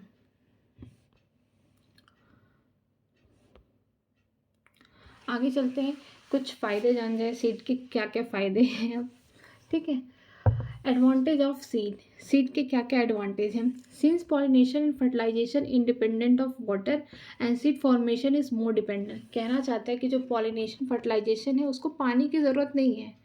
पॉलिनेशन आप पानी की कभी कभी ज़रूरत है एज अ मोड ऑफ मतलब एज ए ट्रांसमीटर की तरह काम की ज़रूरत है, और कोई ज़रूरत नहीं है। पानी नहीं रहेगा तो क्या फर्टिलाइजेशन नहीं होगा, हाँ होगा। पॉलिनेशन नहीं होगा, होगा, ठीक है। लेकिन अगर सीड फॉर्मेशन चाहिए तो आप बहुत ज़्यादा डिपेंडेंट है किस पे, पानी पे। अगर पानी नहीं रहेगा तो सीड का जर्मिनेशन नहीं होगा, कुछ नहीं होगा, वो वाटर पे टोटली डिपेंडेंट है कहीं ना कहीं। तो ये लिखा गया है कि जो पॉलिनेशन होगा और फर्टिलाइजेशन होगा वो इंडिपेंडेंट ऑफ वाटर है, वाटर पे डिपेंड नहीं करते हैं। लेकिन सीड फॉर्मेशन जो होते हैं वो मोर डिपेंडेंट होते हैं, वो वाटर पे डिपेंड करते हैं। चलिए आगे चलते हैं। सेकेंड पॉइंट ये लिखा गया है, better adopting strategy for dispersal to a new habitat, it help the species to colonize in other area. कि इसका बहुत ही ज़्यादा एडॉप्टिंग स्ट्रेटजी है, बहुत अच्छे से अडॉप्ट कर जाता है किसी भी कंडीशन में। क्योंकि आपने देखा होगा कुछ सीड क्या होते हैं, आप कहीं और स्टेट से लेके आए हैं या कहीं और कंट्री से लेके आए हैं और आप अपने यहाँ ग्रो करा रहे हैं, तो ग्रो करेगा, उसके अंदर है कैपेबिलिटी, ठीक है। उसको ये नहीं मायने करता, बस उसको सुटेबल टेम्परेचर चाहिए, वाटर चाहिए, ऑक्सीजन चाहिए, उसके लिए फेवरेबल कंडीशन चाहिए। तो लिखा गया है कि जो बेटर एडॉप्टिंग स्ट्रेटजी है for dispersal to new habitat, आप कहीं और से लेके आ रहे हैं और कहीं और ग्रो करा रहे हैं, वो सीड के अंदर है, ठीक है। अगर सीड ही ना ग्रो करे कहीं तो ना फ्रूट बन पाएंगे, ना कोई प्लांट का ग्रोथ होगा, कुछ नहीं होगा। बहुत इंपॉर्टेंट रोल है सीड का। सीड का जो ये जो स्ट्रेटजी है कि अगर आपको लगता है कि मैंगो अगर इस स्टेट में मिल रहा है तो सिर्फ इसी स्टेट में रहेगा। अगर ये बेटर एडॉप्टिक उसके अंदर ये कंडीशन नहीं होती, यहाँ पे वो अडॉप्ट नहीं कर पाता, ग्रो नहीं कर पाता, तो सिर्फ एक ही लोकेशन में मिल पाता, वो दूसरी जगह नहीं मिल पाता। लेकिन उसके अंदर है ये स्ट्रेटजी जिसकी वजह से वो दूसरे दूसरे हैबिटेट में भी ग्रो कर देता है अपने फेवरेबल कंडीशन में। ठीक है, it helps the species to colonize in other area. ठीक है, ये हेल्प करता है स्पीसीज को आप अदर एरिया में उसको इकट्ठा कर सकें या ग्रो करा सकें। थर्ड पॉइंट है दे हैव रिजर्व फूड। आप पहले से जानते हैं कि सीड के पास क्या है कि घर भर भर के खाना है, लेकिन सारे सीड के पास नहीं है। मोस्टली ज़्यादा करके सीड में होते हैं जो कि जिसमें एंडोस्पर्म कुछ बचा होता है, उसे हम क्या बोलते हैं, एल्बिनस सीड बोलते हैं। लेकिन जो नॉन एल्बिनस और ये जो नॉन एल्बिनिमस सीड मिलते हैं, कुछ सीड में जो होता है खाना स्टोर होता है एल्ब्यूमिनस सीड में, और कुछ में नहीं हो पाता है। ठीक है, तो उसमें जिसमें हो पाता है उसमें क्या होता है कि ढेर सारे फूड रिजर्व होते हैं जिसमें एंडोस्पर्म बचे होते हैं। ठीक है, so seedling are nourished until they are capable of photosynthesis. जो छोटे छोटे सीड हैं इस तरीके से वो जब ग्रो करते हैं तो छोटे छोटे प्लांटलेट्स में इस तरीके से बदलते हैं, इस तरीके से प्लांटलेट्स में बदलते जाते हैं। ये तब तक ग्रो मतलब तब तक फोटोसिंथेसिस नहीं करेंगे जब तक वो पूरी तरीके से ग्रो ना कर पाए। ठीक है, सीडलिंग जो है छोटे छोटे प्लांटलेट वो तब तक अपने न्यूट्रिशन लेते रहेंगे अपने एंडोस्पर्म से जब तक वो पूरी तरीके से ग्रो ना कर पाए। जैसे उनकी अच्छी सी लीफ आ गई, उनका अच्छा सा स्ट्रक्चर बन गया प्लांट जैसा, तो वो फोटोसिंथेसिस करने लगेंगे। सारे प्लांट का यही खुद का ही काम है कि वो ऑटोट्रॉपिक हैं, खुद का खाना खुद ही बनाते हैं, किसी पे डिपेंड नहीं होते हैं। लेकिन जब वो जर्मिनेशन वाले पीरियड में होते हैं, जब वो जर्मिनेट होते हैं, वो कहीं ना कहीं अपने एंडोस्पर्म पे डिपेंड होते हैं खाने के लिए। ठीक है, लेकिन जैसे प्लांटलेट किसी प्लांट में ग्रो हो जाता है तो उसको अपना खाना खुद बनाना होता है, वो खुद बनाता है, वो फिर एंडोस्पर्म पे ये नहीं डिपेंड होता है। The hard seed coat protect the young embryo. ठीक है, जब आपने सीड के ऊपर देखा कि कुछ हार्ड सीड कोटिंग होती है इंटीग्यूमेंट्स की, तो वो क्या करता है, यंग एम्ब्रियो को प्रोटेक्ट करता है। नेक्स्ट पॉइंट है being the product of sexual reproduction they generate new genetic combination variation. ठीक है, सेक्सुअल रिप्रोडक्शन में क्या होता है कि आपको वेरिएशन देखने को मिलते हैं, आपको नए नए कॉम्बिनेशन देखने को मिलते हैं जेनेटिकली। ठीक है, अगर ये एक ए सेक्सुअल रिप्रोडक्शन होता तो जीनोटाइप भी एक होता, एक ही ऑर्गन होता जो खुद को डिवाइड करता, खुद का प्रोजेनी बनाता जो कि सेम होता। लेकिन सेक्सुअल रिप्रोडक्शन हो रहा है तो इसमें अदर अदर वेरिएशन आ रहे हैं अलग अलग, ठीक, जो कि हेल्प करेंगे और सारी चीज़ों में। लास्ट है dehydration and dormancy help to store seed. ठीक है, आप डिहाइड्रेटेड रहता है जो सीड आप अपने घर में स्टोर करते हैं उसमें वाटर कंटेंट क्या होता है 10 to 15% होता है moisture by weight mass. Okay, तो उसमें क्या होता है वो आप अपने घर पे स्टोर कर लेते हैं और डॉर्मेंसी फेज में होता है। ऐसा तो नहीं होता ना कि घर में अगर चावल रखा हुआ है तो ग्रो कर रहा है, गेहूँ रखा हुआ है तो ग्रो कर रहा है, नहीं ऐसा नहीं होता, जर्मिनेट नहीं होता वो, क्योंकि वो अपने डॉर्मेंसी फेज में है। और डॉर्मेंसी फेज का मतलब ये है कि जहाँ वो मेटाबॉलिकली वो एक्टिव है लेकिन स्लो डाउन है, उनका जो मेटाबॉलिज्म है बहुत स्लो है उस समय। ऐसा नहीं है कि वो ख़त्म हो चुके हैं, नहीं है, उनका मेटाबॉलिक रेट चल रहा है लेकिन स्लो चल रहा है। ठीक, it can be use as a food throughout the year and to be risen crop in next year. बहुत लोगों के यहाँ प्रोडक्शन होता है, मस्टर्ड का होता है, वीट का होता है, राइस का होता है, बहुत सारी चीज़ों का होता है क्रॉप का प्रोडक्शन। तो उसमें से क्या होता है कि आप उसको क्या करते हैं, गेहूँ है, गेहूँ का आटा बनाते हैं, मेज़ है, मेज़ का आटा बनाते हैं, उसको यूज़ करते हैं। लेकिन जब आपका बच जाता है नेक्स्ट ईयर, आपको जब ज़रूरत होती है जर्मिनेशन कराने की या फिर क्रॉप फिर से उगाने की, तो आप क्या करते हैं वही सीड को फिर से अपने खेत में उगाते हैं। ठीक, तो वो उसके अंदर कैपेसिटी है कि आप उसको यूटिलाइज़ भी कर सकते हैं, फिर बाद में उसको कई टाइम बाद कुछ महीने बाद आप उसको स्टोर करके रख सकते हैं, ताकि फिर आपको अगर नेक्स्ट टाइम आपको फिर से आपको फसल चाहिए उस क्रॉप की तो आप उसको फिर से उगा सकते हैं। ठीक, आगे चलते हैं viability of seed after dispersal. कुछ सीड की भी वाइबिलिटी, जैसे हमने पोलन ग्रेन की वाइबिलिटी पढ़ी थी कि पोलन ग्रेन जैसे रिलीज होता है, कुछ का 30 मिनट था, कुछ महीने था, कुछ का कुछ साल था। कि वाइबिलिटी का मतलब ये होता है कि पीरियड, कि इस टाइम से इस टाइम उसको एक्टिव रहेगा, इसके बाद क्या होगा, वो ख़राब हो जाएगा। तो यही वाइबिलिटी है। जैसे कुछ सीड होते हैं कि जैसे उनका कुछ वाइबिलिटी पीरियड 1-2 साल होता है कि अगर 1-2 साल में उस सीड को आप उगाए नहीं, ग्रो नहीं किए, तो फिर उसके बाद वो ख़त्म हो जाएगा, फिर उस सीड का प्रोडक्शन जो होगा बहुत कम होगा। तो यही है यहाँ पे सीड के बारे में वाइबिलिटी। इन फ्यू स्पीसीज, कुछ स्पीसीज में seed lose viability within few month. Seed of many species live for several year. ठीक है, कुछ स्पीसीज में ऐसा होता है कि सीड जो होता है अपनी वाइबिलिटी को ख़त्म कर देता है कुछ ही महीने में, लेकिन कुछ में ऐसा होता है कि सालों साल वाइबिलिटी उसकी मेंटेन रहती है। ठीक है, जैसे कुछ एग्जाम्पल दिए गए हैं। Some seed can be remain alive for 100 of the year. 100 साल तक जिंदा रहते हैं, इंसान रहे या ना रहे, लेकिन पेड़ पौधे ज़रूर रहेंगे। क्यों रहेंगे? क्योंकि उनके सीड के पास इतनी वाइबिलिटी है भाई, इसलिए रहेंगे। ठीक। द ओल्डेस्ट सबसे पुराना, इसको बोलते हैं ल्यूपाइन या फिर ल्यूपिनस आर्टिकस। आर्टिकस से लग रहा है जैसे आर्टिक रीजन से आया हुआ है। ग्लोब देखना कभी, लगेगा आर्टिक रीजन से आया हुआ है, ऐसा फीलिंग आ रहा है। ठीक है, ठीक है। एक्स यहाँ पे लिखा है excavated from the Arctic tundra. ठीक, यहाँ पे कुछ ऐसे सीड हैं जो 100 साल तक रहते हैं। सबसे पुराना है जिसको हम बोलते हैं ल्यूपाइन या ल्यूपिनस आर्टिकस, जो कहाँ से आया है, आर्टिक टुंड्रा से आया है। The seed germinated and flower after estimated 10,000 year of dormancy. भाई 10 साल, ठीक है, 10 साल बाद इस प्लांट का ग्रो कराया, उसमें फूल आए। ठीक है, उसकी डॉर्मेंसी ब्रेक हुई, मतलब कि उसका मेटाबॉलिक, मतलब वो इनएक्टिव था 10 साल तक। 10 साल बाद उस सीड को उगाया गया तो उसमें से प्लांट आया, फ्लावर हुआ। ठीक है, दूसरा है 2000 year old viable seed of the date palm. खजूर का है ये, इसको बोलते हैं Phoenix dactylifera. discovered during the archaeological excavation at the King Harold Palace near the Dead Sea। ठीक है, 2000 साल पुराना सीड है जिसका नाम है फिनिक्स डेक्लीफेरा। ये डेट पाल्म है, खजूर का प्लांट है। ठीक है, 2 साल पुराना है ये। और ये कहाँ से डिस्कवर किया गया था? ये किंग थे, एक हेरोल्ड पैलेस है, उनका महल था, वो भी कहाँ था? डेड सी के पास। ठीक है, वहाँ से पाया गया है सीड को। सोचो इतने पुराने पुराने सीड हैं जिनकी वाइबिलिटी इंसानों से भी ज़्यादा है, कि अगर आप फल खाए हैं तो आपका कई जनरेशन वो फल खाया ही नहीं होगा, उसका कुछ जनरेशन बाद उसको मिलेगा। क्योंकि वाइबिलिटी इतनी ज़्यादा है। किसी का 10,000 है जैसे कि ल्यूपिनस आर्किटेक्ट्स का, ठीक है, और किसी का 2,000 है जिसका नाम है फिनिक्स डेक्लीफेरा। तो उनका तो आपको ग्रो कराने के बाद ही पता चलेगा। बात करते हैं फ्रूट फ्रॉम ओवरी। जैसे हमने पढ़ा था seed from ovary, sorry ovule, वैसे हम फ्रूट फ्रॉम ओवरी की कैसे ओवरी से क्या होगा, फ्रूट बनेगा। ठीक है, the ovary develop into fruit. हम पहले से जानते हैं कि फर्टिलाइजेशन के बाद जो पोस्ट फर्टिलाइजेशन इवेंट होता है उसमें क्या होता है, ओवरी क्या होता है, फ्रूट में बदलता है, ओव्यूल सीड में बदलता है। ठीक है, अब इसके आगे देखते हैं।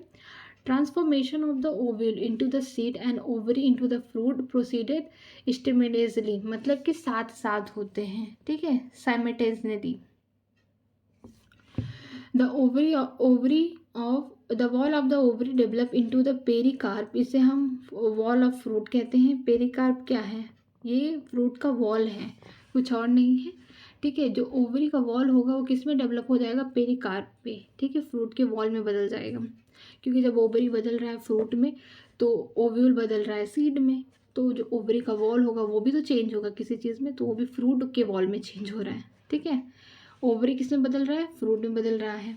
ओव्यूल किस में बदल रहा है, सीड में बदल रहा है। तो ओवरी का जो वॉल होगा वो किस में बदल रहा है, फ्रूट के वॉल में, जिसे हम पेरिकार्प बोलते हैं। ठीक, द फ्रूट में भी फ्लैशी हो सकता है, गूदेदार। ठीक है, जैसे कि गुआवा, ऑरेंज, मैंगो। मैंगो हर कोई खाया है, कितना उसका पल्प कितना ज़्यादा ही फ्लैशी होता है, खाने में अच्छा लगता है। ड्राई भी हो सकता है, जैसे ग्राउंड नट, मस्टर्ड। ये फ्रूट है, ये सीड नहीं है, याद रखना। ग्राउंड नट जो हम लोग खाते हैं, मूंगफली, पीनट, या फिर मस्टर्ड, सरसों, ये क्या है, फ्रूट है, नॉट सीड।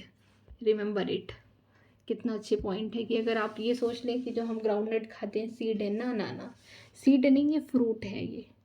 और मस्टर्ड भी क्या है, सीड नहीं है, फ्रूट है। सरसों की जो खेती की जाती है वो सीड नहीं है, उसका फ्रूट है। ठीक है, फ्रूट आर 2 टाइप्स होते हैं, ट्रू फ्रूट होंगे, एक फॉल्स फ्रूट होंगे। अब ट्रू फ्रूट क्या होते हैं? The true fruit, in this fruit, the fruit develops only from ovary and other floral part जो होते हैं degenerate होते हैं and falls off most plant, ठीक है। ट्रू फ्रूट ये होते हैं कि जो क्या होता है, फ्रूट कहाँ से निकलता है, ओवरी से डेवलप होता है। तो ट्रू फ्रूट वही होंगे जो कि क्या होते हैं, कहाँ से आए हुए हैं, ओवरी से बने हुए हैं, ठीक है। और अदर जो फ्लोरल पार्ट है, अदर जो फ्लावर के पार्ट है जैसे स्टिग्मा, स्टाइल हो गए, ये सब झड़ जाएंगे, डीजनरेट हो जाएंगे, ख़त्म हो जाएंगे, फॉल ऑफ हो जाएंगे, ठीक है। ज़्यादा करके प्लांट्स में देखने को मिलता है। अब बात करते हैं फॉल्स फ्रूट के बारे में। फॉल्स फ्रूट क्या होता है?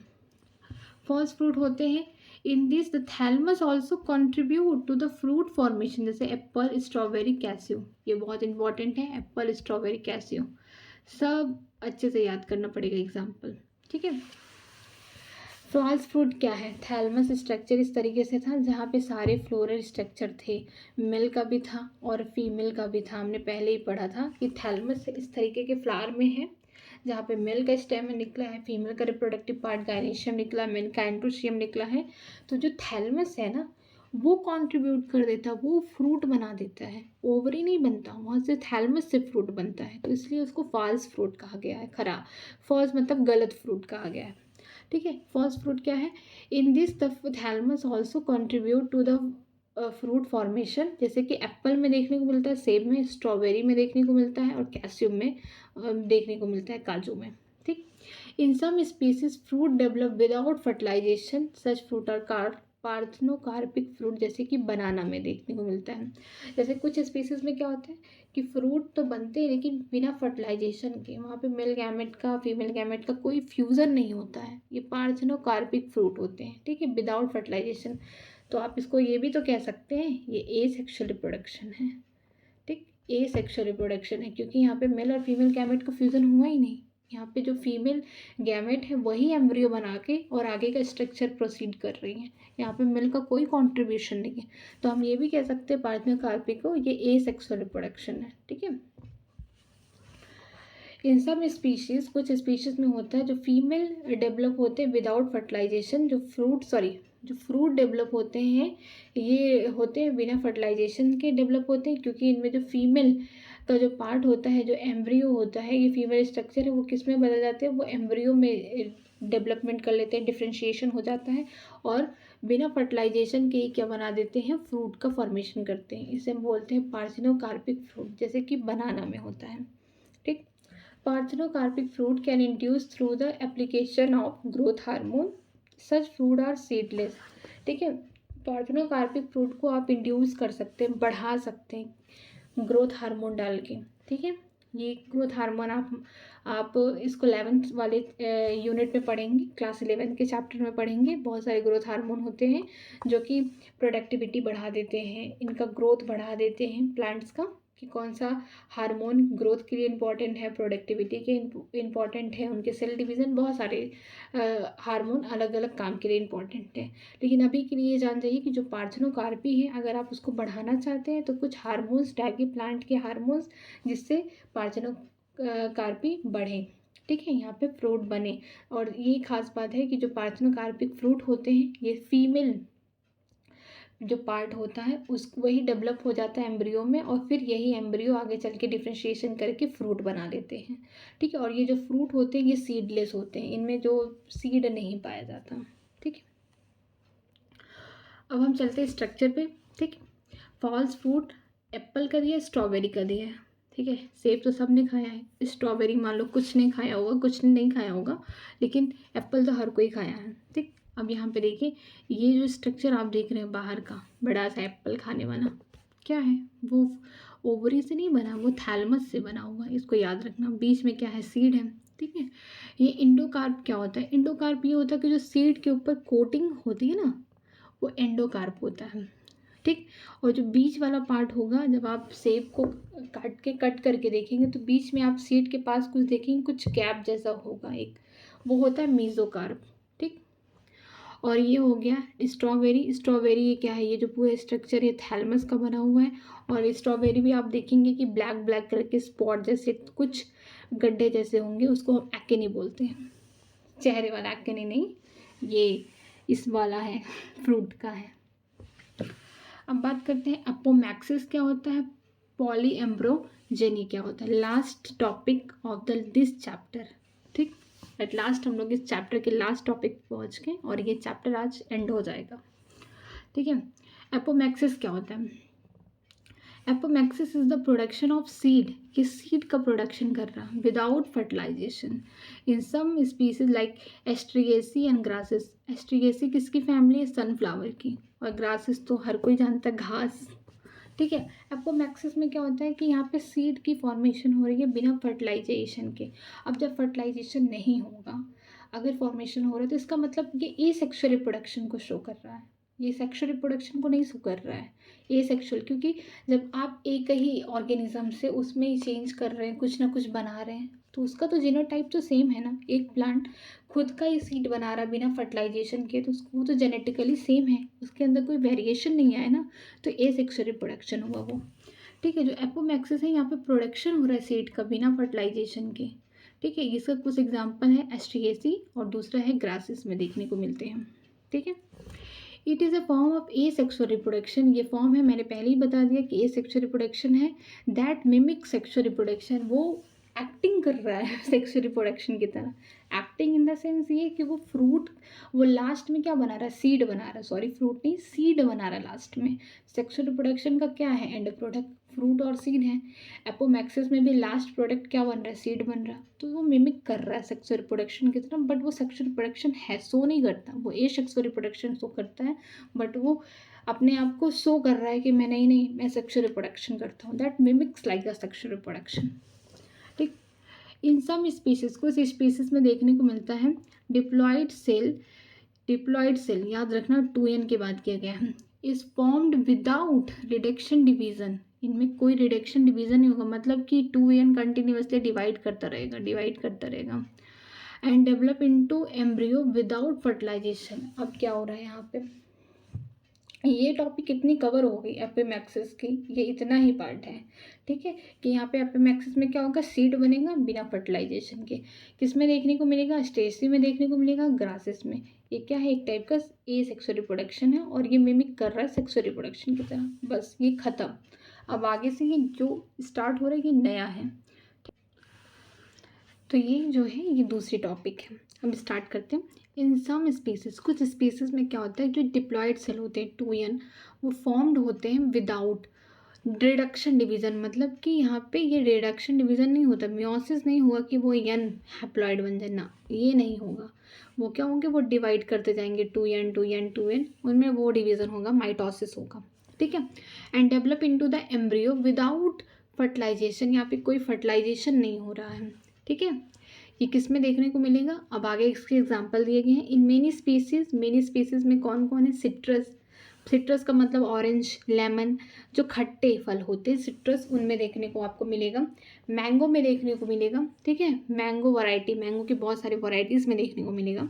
ठीक है, सम न्यूक्लियर सेल, न्यूक्लियर सेल का मतलब क्या? वही जो न्यूक्लियर सेल हमने देखा था वो cell surrounding the embryo sac divide. ये जो एम्ब्रियो सैक के चारों तरफ सराउंडिंग थे न्यूक्लियर सेल, वही डिवाइड होते हैं, prostitute into the embryo sac to form a embryos, and thus each ovule contain many embryo.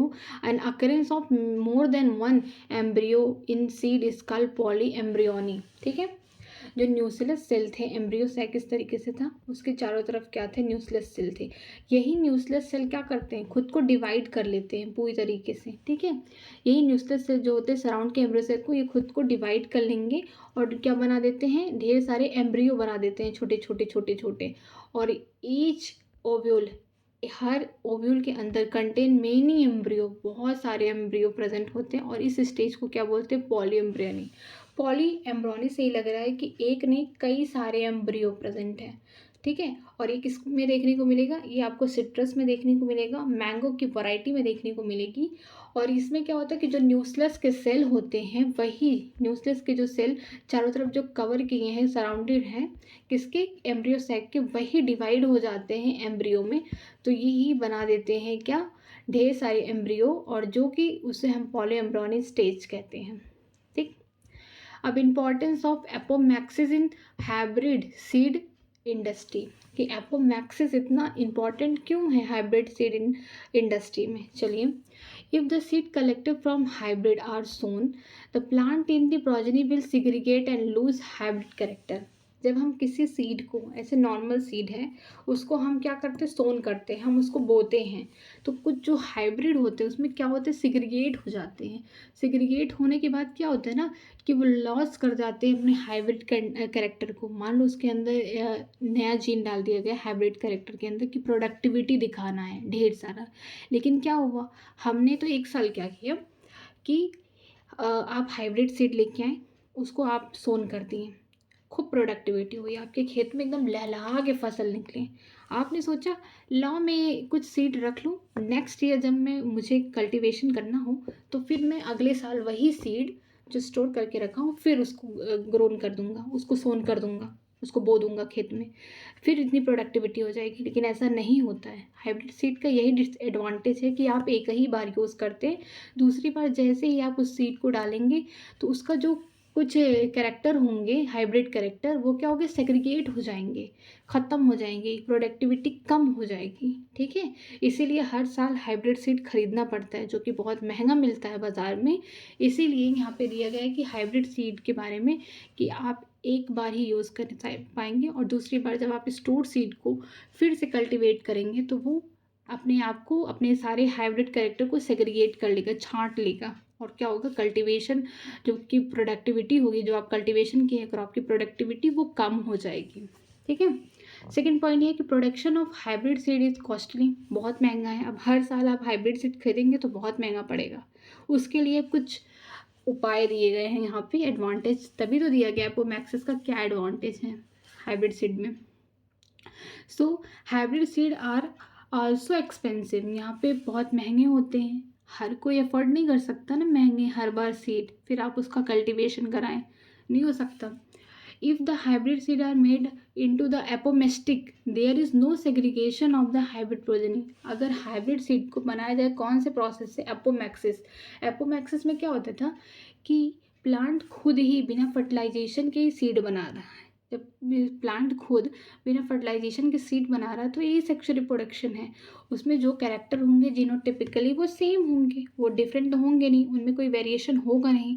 तो यही इसका फ़ायदा है कि जो एपोमैक्सिस के प्रोसेस के थ्रू हम हाइब्रिड सीड को क्या कर देंगे, बनाएंगे, जिसकी वजह से कोई भी सेग्रीगेशन नहीं होगा हाइब्रिड कैरेक्टर में. जो हाइब्रिड सीड के कैरेक्टर हैं उसमें कोई भी सेग्रीगेशन नहीं होगा, जो कि फार्मर के लिए बहुत बेनिफिशियल होगा कल्टीवेशन के लिए. ठीक है. So farmer can keep on using hybrid seed to raise new crop.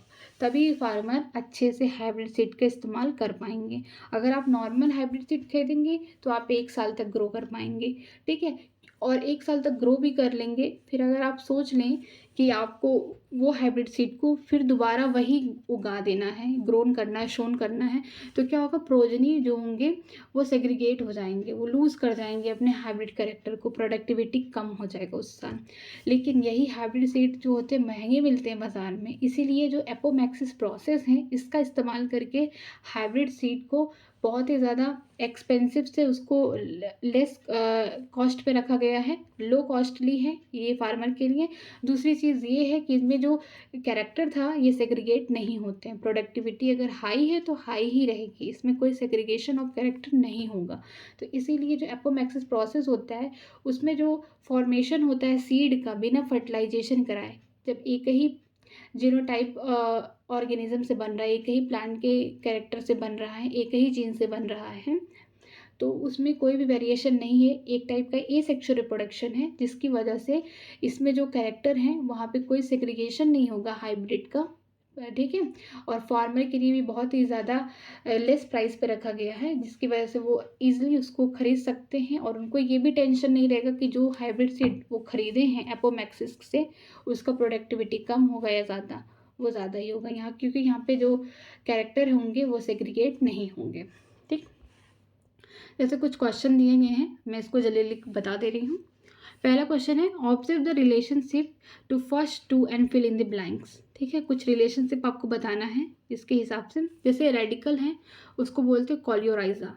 Radical क्या है, रूट वाला पार्ट है उसका. कॉलियोराइजा क्या है, रूट की कवरिंग थी. प्ल्यूम्यूल क्या होगा, ये हो जाएगा कॉलियोपेटाइल. कॉलियोपेटाइल हो जाएगा। ये कवरिंग हो जाएगी किसकी, ये शूट वाली कवरिंग हो जाएगी। MMC, इसको microspore mother cell full form दिया गया है, तो पेन का फुल फॉर्म क्या होगा, प्राइमरी एंडोस्पर्म न्यूक्लियस होगा। ठीक, 2n जाइगोट है तो 3n क्या होगा, ट्रिपल फर्टिलाइजेशन में हमने पढ़ा था कि 2n क्या हो गया, जाइगोट हो गया। तो ट्रिपल फर्टिलाइजेशन में क्या होता है, एंडोस्पर्म बनता है। ठीक है, और दोनों ही हो जाए एक साथ, जाइगोट भी बन रहा है और एंडोस्पर्म बन रहे हैं, तो उसे हम डबल फर्टिलाइजेशन बोलते हैं। इंटाइन जो होता है किसका है, वो पेक्टिन का बना हुआ है। एक्साइन किसका बना हुआ है, सबसे हार्ड रेजिस्टेंट ऑर्गेनिक सब्सटेंस है, उसको कहते हैं स्पोरोपोलिनिन। ठीक है, ना कि एसिड से रिएक्ट करेगा, ना बेस से, ना कोई टेम्परेचर, ना कोई प्रेशर, ना किसी एंजाइम से डिग्रेड होगा, इतना ज़्यादा रेजिस्टेंट ऑर्गेनिक सब्सटेंट है। ठीक, female gametophyte embryo sac, male gametophyte pollen grain. ठीक, यहाँ पे दिया गया है, ये देखिए ये वाला क्वेश्चन, जैसे कि पेटल है किसी भी एंजियोस्पर्म का 22 क्रोमोसोम है, state the ploidy and chromosome number for the following structure supposed to be seen in the plant. 22 है, पेटल क्या है, प्लांट का पार्ट है, फ्लावर का पार्ट है, तो वो 2n होगा, दैट इज बराबर 22। ठीक, तो n बराबर क्या होगा, हैप्लॉइड 11 हो जाएगा, 22 डिवाइड करेंगे 2 से तो 11 आएगा। ठीक है, हैप्लॉइड 11 है। कॉलियोपेटाइल क्या है, हैप्लॉइड स्ट्रक्चर है, तो 11 हो जाएगा। पेरिस्पर्म क्या है, ये 2n है क्योंकि न्यूक्लियस का स्ट्रक्चर है, तो 22 होगा। एंडोस्पर्म क्या है, 3n है, जब हम 22 इक्वल टू n है तो n का वैल्यू क्या होगा, 22 डिवाइडेड बाई 2 दैट इज 11, तो n 11 है, तो हम क्या करेंगे 3 का मल्टीप्लाई कर देंगे 11 से, तो ये 33 हो जाएगा एंडोस्पर्म। ठीक, जनरेटिव सेल n था तो 11 हो जाएगा ये। ग्लोबुलर एम्ब्रियो 2n है, ग्लोबुलर एम्ब्रियो क्योंकि जाइगोट किस में बदल रहा है, एम्ब्रियो में, तो ये क्या हो जाएगा 22 हो जाएगा। एंडोस्पर्म फिर दिया है तब भी ये 33 होगा, 11 का मल्टीप्लाई कर देंगे 3 से। ठीक है, which of the following part is n 2n 3n, कौन हैप्लॉइड है, डिप्लॉइड है, कौन ट्रिप्लॉइड है। ठीक है, एक क्या है, n है, हैप्लॉइड है, तभी तो फ्यूजन होगा, जाइगोट बनेगा तो डिप्लॉइड होगा। सिनर्जिड क्या है, n है, हैप्लॉइड है। पेन क्या है, प्राइमरी एंडोस्पर्म न्यूक्लियस, ये क्या है, ये 3n है। पोलन ग्रेन क्या है, n है। एम्ब्रियो क्या है, 2n है। न्यूक्लियस क्या है, ये भी डिप्लॉइड है। इंटीग्यूमेंट क्या है, ये भी डिप्लॉइड है। एंडोस्पर्म क्या है, 3n होते हैं। ठीक है, बाकी और जितने भी क्वेश्चंस हैं आप लोग ट्राई करिए, जो नहीं आ रहा है आप मुझे कमेंट सेक्शन में मैसेज करिए, जिसका मैं आपको रिप्लाई दूंगी। और आपको अगर ये वीडियो अच्छा लगे तो please like, subscribe and share my this video, और भी अपने फ्रेंड्स को शेयर करिए। और इन सब का PDF आपको मेरे टेलीग्राम पे मिल जाएगा, जिसका डिस्क्रिप्शन मेरे आज की क्लास अगर अच्छी लगे तो please like and subscribe my channel new academy, और मेरा टेलीग्राम का लिंक डिस्क्रिप्शन बॉक्स में है, तो आप वहाँ पे जाके ज्वाइन कर सकते हैं, और जितने भी ये PDF हैं, शॉर्ट नोट्स हैं, वहाँ पे आपको मिलेंगे। Thank you.